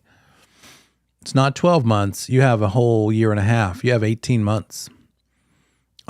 If you've completed a transaction with someone, to still call them even though they're on the do not call list. Now, there is also a caveat to that. Another exemption for the do not call list, being allowed to call them, is if it's a personal friend.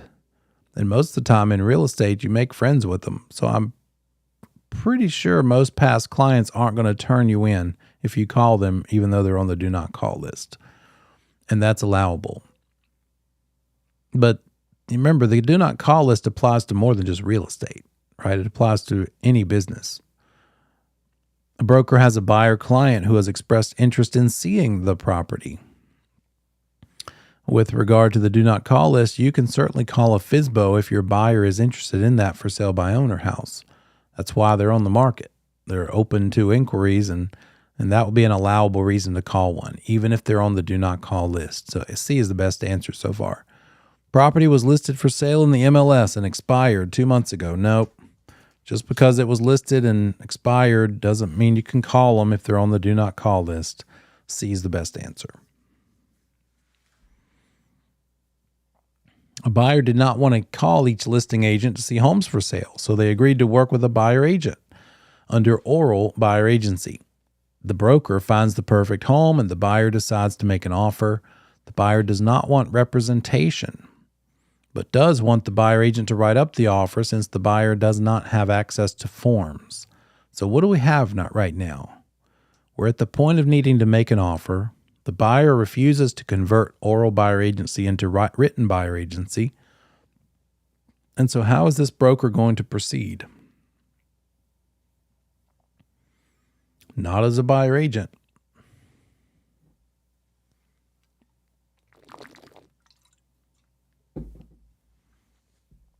What's the name of that type of representation? Subagent to seller. You got it. Listing firm has agreed to cooperate with and compensate the buyer agent for this transaction. In this circumstance, to whom does the listing firm owe fiduciary duties?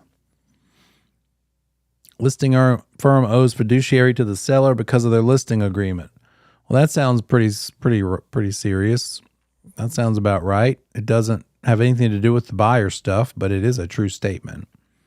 Because the question they ultimately asked really had nothing to do with the whole oral buyer agency thing either. Listing firm owes fiduciary duties to the buyer. No.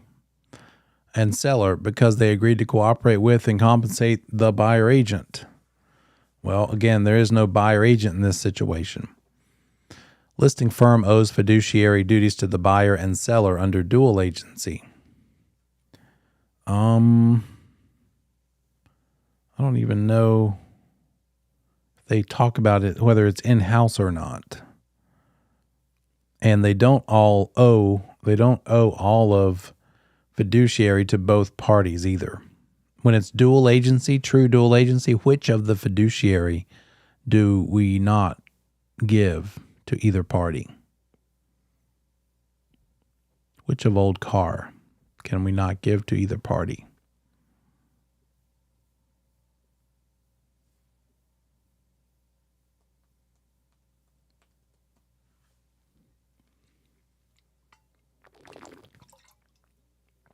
Obedience, loyalty, disclosure, confidentiality, accounting, reasonable skill and care. When it's dual agency, what are we doing? We're one broker in between the buyer and the seller, and we can't give either party an advantage over the other one, meaning we can't tell the buyer the least the seller would take. We can't tell the seller the most the buyer would pay. That's maintaining confidentiality. So we're not giving up confidentiality. That's not it. We still have to disclose to everybody everything, but we can't be loyal to one versus the other. We can't be loyal to one over the other because we have to be equal and impartial between the two. If that buyer says, well, okay, you've shown me the things that have sold in the neighborhood, but what does that mean? What should I offer? You would have to say, I'm a dual agent. I can't tell you what to offer. I can't give you advice. You tell me what you want to offer and I'll write up the offer. I'm basically a mediator at this point. Well, that sounds terrible. Well, that's what dual agency is. You're right. No loyalty is allowed, right? You can't be loyal to the seller over the buyer or to the buyer over the seller. So the loyalty is what gets sacrificed when it's true dual agency. So, listing firm owes fiduciary duties to the buyer and seller? No, they don't. Not all of them. They don't owe loyalty when it's dual agency. Listing firm owes fiduciary to neither the buyer nor seller under transactional agency. Well, we don't even do transactional agency in North Carolina. That's one where you don't represent anybody. So that answer choice itself is not even true of transactional agency. When you're a transactional agent, some states do it that way, where the agent doesn't represent either one. They just facilitate the transaction. So best answer choice out of these was the first one. Listing firm owes fiduciary duties to the seller because of their listing agreement. So all that stuff about a oral buyer agency and buyer doesn't want representation really had nothing to do with what was ultimately asked and then what the answer was.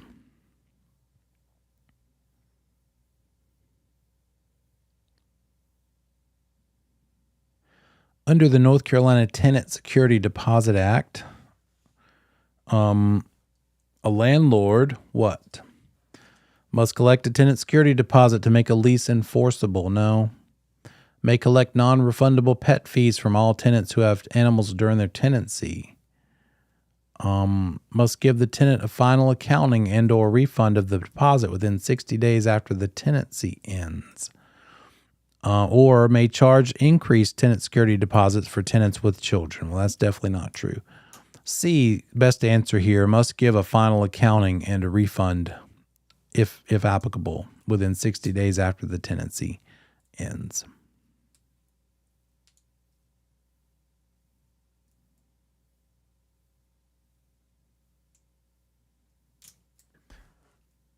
Buyer has received notification they'll be unable to get financing for the purchase of the property they have under contract because of a required job change. They are under contract using the standard offer to purchase. This notification was made after the end of the due diligence period. Upon termination of the contract, the correct course of action for disbursement of due diligence and earnest money would be what? So they can't get financing. They're under contract. And so now what? If they can't get financing and they're under contract, does it say, okay, yeah, made after the end of due diligence period. They are outside of their due diligence period. Before we read the answer choices, let's think about it. Are they going to lose their due diligence money? Are they getting that back in any circumstance? No way. Are they going to get back their earnest money if they're backing out after the due diligence deadline? Nope, not that either. That's what it means to not have a financing contingency, right? And they don't have a financing contingency. Okay, so let's read it. Seller will retain both the due diligence and earnest due to the buyer's inability to get financing due to the required job change. That is true. Seller's keeping all the money. So A is the best answer choice, probably. Let's make sure there's nothing better. Buyer will retain both due to buyer's inability. Nope. But because the job change was forced on the buyer, no fault of the buyer, doesn't matter. B is not right. They're not keeping that money. Buyer will retain earnest. Seller will retain due diligence because due diligence is always retained by seller, and buyer lost financing because of a job change through no fault of their own. Also not an issue. So no, not the right answer. Lender and brokerage firms will split the earnest and due diligence. That sounds good. Let's go with that. But no, that's not the right answer either. For the transaction work finished thus far, A is the best answer choice. Seller keeps all the money because they backed out after the due diligence period ended. And it doesn't matter why they backed out. Unless there is a financing contingency built into the contract, that would change things. But the standard contract has no financing contingency built into it. So they can back out. But if they back out after due diligence is over, they're losing the earnest money too. They already lost the due diligence money. They gave that up on the first day of being under contract.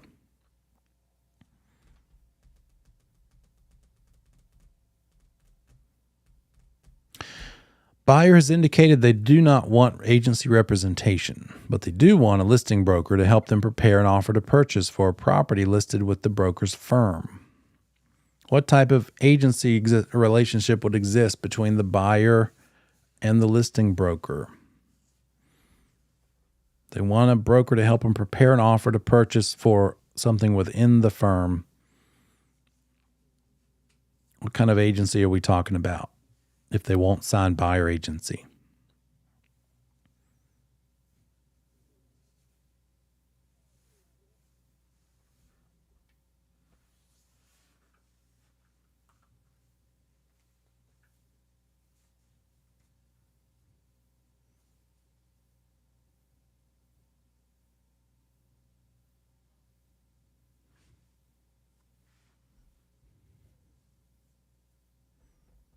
Yeah, that one's seller sub-agency. There you go. It's never going to be transactional agency as far as something we offer in North Carolina because we don't do that. And there's not buyer sub-agency, so best answer is 31B.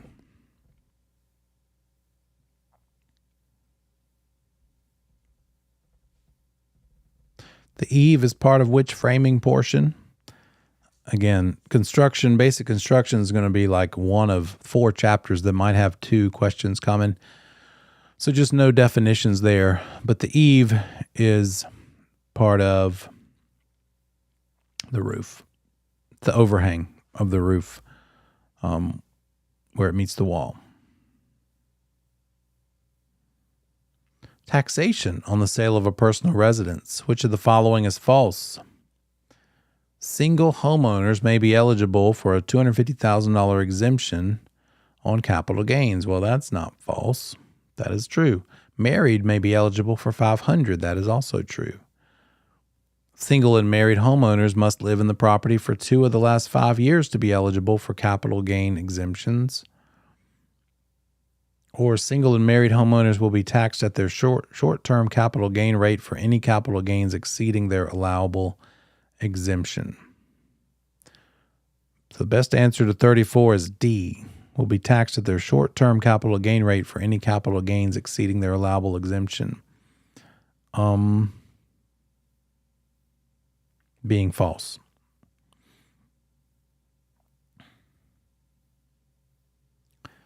When you own the property for more than 12 months, you're taxed on that's called a long-term capital gain. When it's 12 months or less, it's called a short-term capital gain. So the false one is D.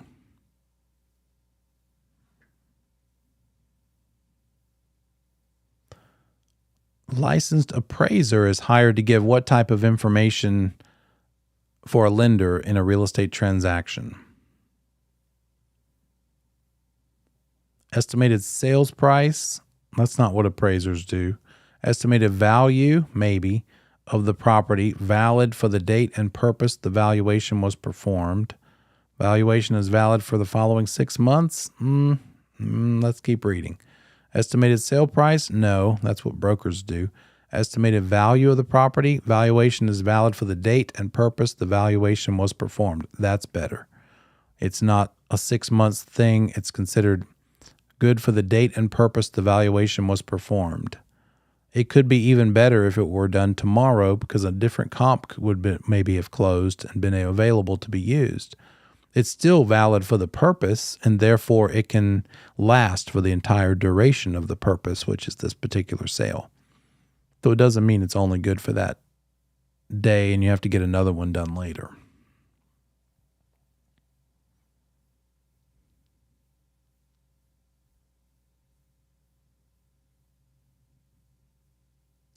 Which of the following is false under North Carolina state exemptions to fair housing laws?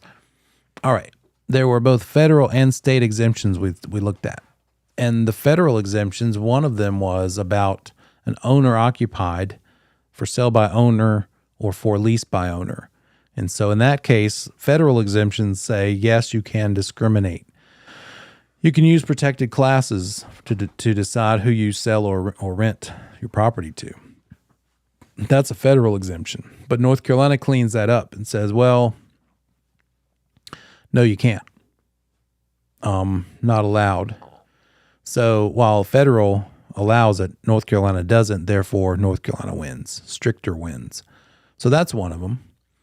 And it's specifically asking which of the following is false under North Carolina state exemptions.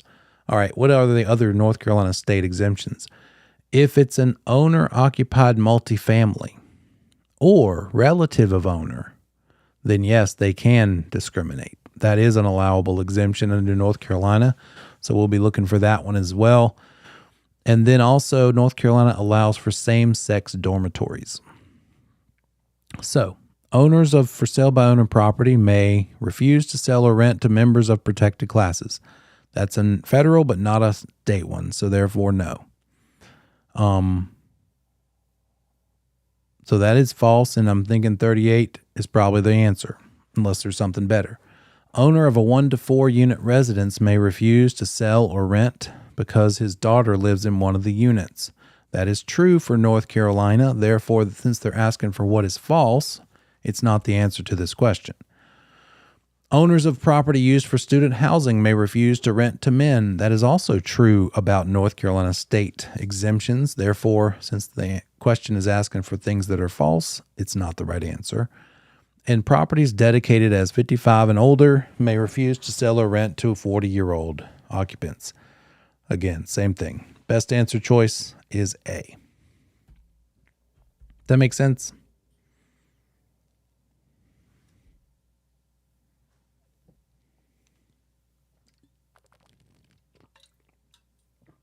We okay with exemptions?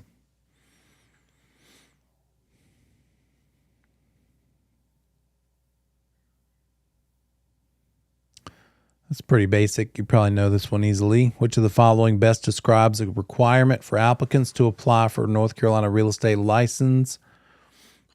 Have a high school diploma or GED and be a legal resident of the USA. Have an AA degree, Associate of Arts, or educational equivalent. Nope, that's more of a degree than you need. Have a U.S. Social Security number and eligibility to work in the United States of America. Have a BIC willing to supervise them upon licensure. So out of all of these, best answer choice, have a U.S. Social Security number and eligibility to work in the USA. It's a little more of an involved, thorough answer. You do need a high school diploma. No, you need to be 18. Sorry.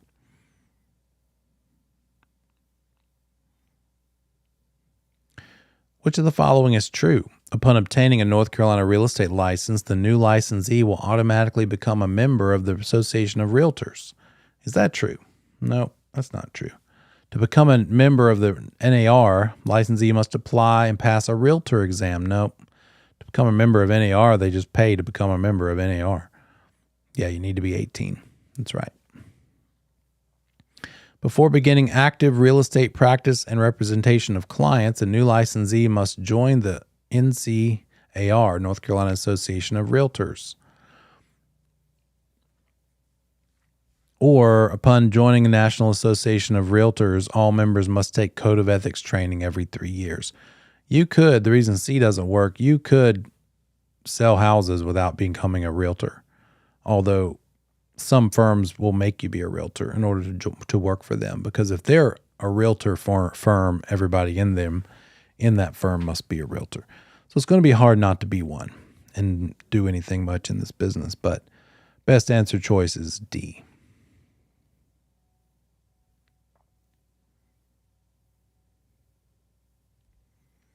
This one is deceptively simple.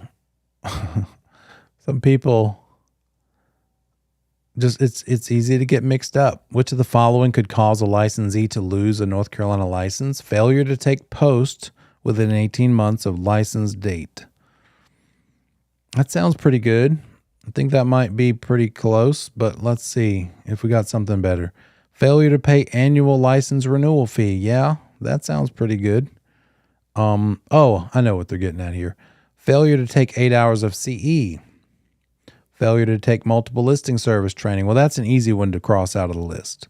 So it's A, B, or C, not D. What's the difference between A, B, and C? One of these things is not like the other.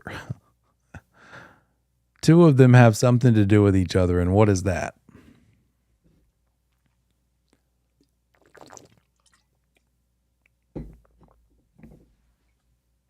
Education. You would never lose your license because you didn't take education. You could lose your license because you didn't pay the fee, because if you go more than 2 years without paying that $45, then you could come right back to right here with me and have to go through pre-licensing again. But you could be inactive for a long time and get reactive just by taking a certain amount of education, not including pre. You're never going to have to take pre because you went inactive. You could have to take pre-licensing over again because you went expired. So B is the best answer choice there. That's most of the state exam.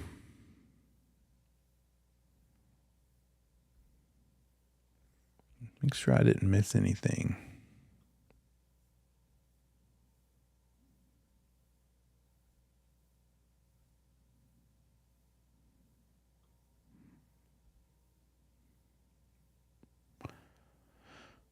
Okay, the national exam will be what you take first in both the class exam and the PSI. So that'll be on the PSI, it'll be a 2 hour, I think 2.5 maybe, and then the state is 1.5. But just remember, it's not going to be North Carolina related things. It could be some things that it won't be it won't be anything related to with license law, commission rule, or specific to North Carolina. But that still includes some agency stuff and a lot of contract stuff. But it won't be specific to like the forms that we use either, because that would just be a North Carolina thing.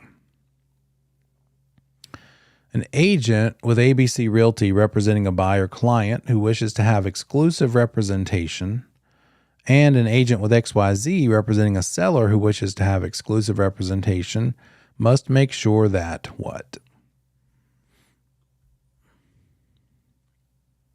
Seller and buyer understand they'll be treated as customers. Is that right? How will they be treated? They're going to be clients to each of their respective brokers. Buyer will be treated as a customer. No. Seller and buyer are informed they'll both be treated as clients. That sounds pretty right. Buyer and seller know the agent will be obligated to share all confidential information given to them with all parties. That's not true. So best answer choice is C. Both clients. Seller entered a listing contract with an agent who promised to hold weekly open houses. During the listing period, the agent only held one open house. Several weeks after the original listing date, the agent obtained an offer which the seller accepted without any changes. The option available to the seller at closing because of the agent failing to hold open houses is what?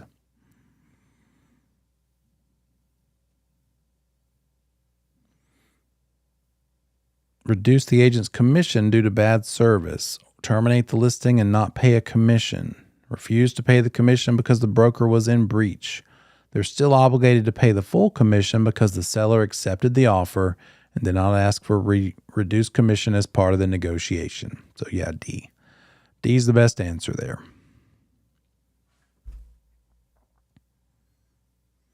Buyer has hired an agent to represent them in the purchase of a new home. The agent will be paid a co-op fee from the listing side of the transaction. In this situation, since the listing side is paying the commission, the fiduciary obligations of the listing agent are owed to whom?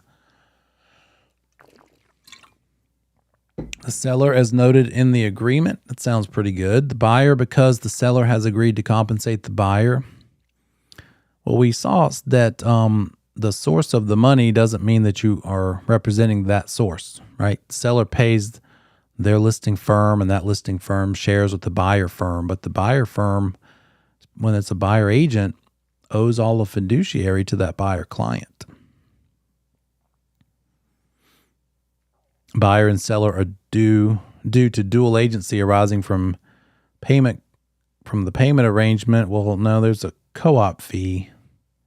Therefore, there's two different firms involved here. Neither buyer nor seller, because the seller has agreed to compensate the buyer agent, which would create a conflict of interest. So the best answer choice is A. Seller, as noted in the listing agreement.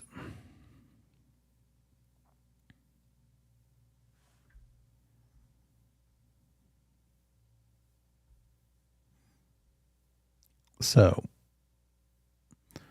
these, they get kind of drawn out. They get kind of long, and you just have to course of action here. Read the question carefully.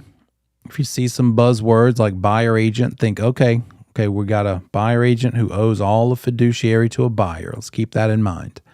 Read it through the end, see what they're actually asking. because some of the information given may not be needed based on what they end up asking for. Then take a deep breath, read all the questions, even if you think you've got one right, because there could be one little nuance that makes that question wrong that you don't realize until you read the next potential answer choice. So read through all the answer choices. You can probably at least weed out one, if not two, and get your chances increased to 50-50. So just every question, just take it a bite at a time. Buyer agent showed their buyer client several homes. The buyer fell in love with one of the homes and asked the buyer agent to represent them, writing up an offer. When the buyer agent contacted the listing agent to let them know their buyer would be submitting an offer, the agent was told that the home just went under contract a couple hours ago. In this situation, what's the best course of action for the buyer agent to take?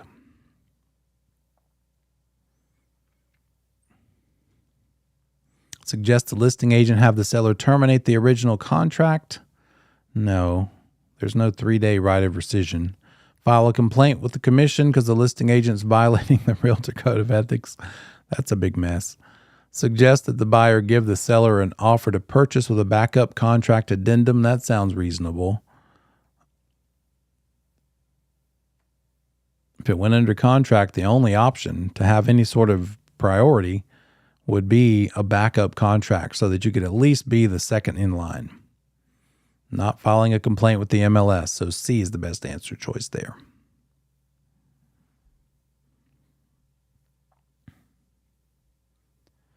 Agent owes all of the following fiduciary obligations except what? Obedience to all lawful client instructions. We do owe them that. Disclosure of material facts to all customers and clients regardless of agency. We do owe them that.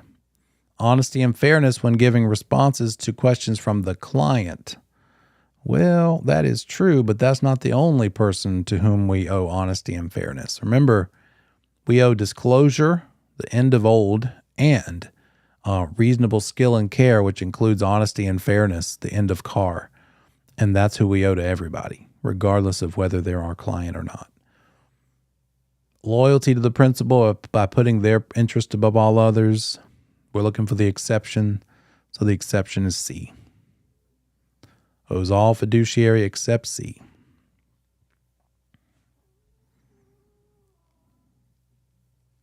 Listing agent for a property found no major issues during a pre-listing walk of the property. Seller's disclosure did not state that there were any major issues with the property. After closing, the buyers experienced issues with water standing in the basement. Neighbors confirmed that this was an ongoing problem for the seller. Are the agents required to return their commissions on the sale? First of all, that is pretty much never the case. So could probably just stop reading when it says yes, but I don't like to do that. Let's just make sure we have a complete understanding, and therefore we rule it out for knowing all the possibilities. So yes, the seller and broker must offer to return when issues arise after closing. Definitely not. No. Thank goodness. No, agents are not responsible for undisclosed latent defects. It's up to the buyer and seller to work this out between themselves. All right. That's the right answer here. What is a latent defect? A latent defect is different than something else, some other kind of defect, a patent defect, because it means the seller has taken great measures to hide it to the point where the buyer's inspector doesn't even have a chance to find out and to discover a certain problem. So no, we as brokers are not responsible for undisclosed latent defects where a seller has gone to those kinds of links, and therefore we wouldn't be at risk here. Buyer and seller would need to work it out. Maybe the buyer would need to sue the seller because they defrauded them, because they're not allowed to hide latent defects, things that might ever be recurring over time. And they took some kind of measures to, maybe they got lucky and it was a drought that season, and they repainted the walls where the watermarks were. They dried it out with a dehumidifier and then covered it over. And then the next heavy rain was after closing. And then the buyers realized this was a recurring problem. So that would be what we're talking about there. All right, let's keep this theme going here. Bring me more questions. Be proactive. Look through your midterm and any other practice exams. We will go through some select portions of the PowerPoint. We'll definitely cover more of license law and commission rule tomorrow. We'll also do math. So we're going to do a lot of things that are intensive tomorrow so that you have all week and through the weekend to get ready for Monday. So Monday is sort of our last little, hey, let's hit these highlights kind of thing, right? So you bring me anything that you're truly confused about for tomorrow, and we will get to the bottom of it so you have a whole week to percolate on it. Think about it. Okay?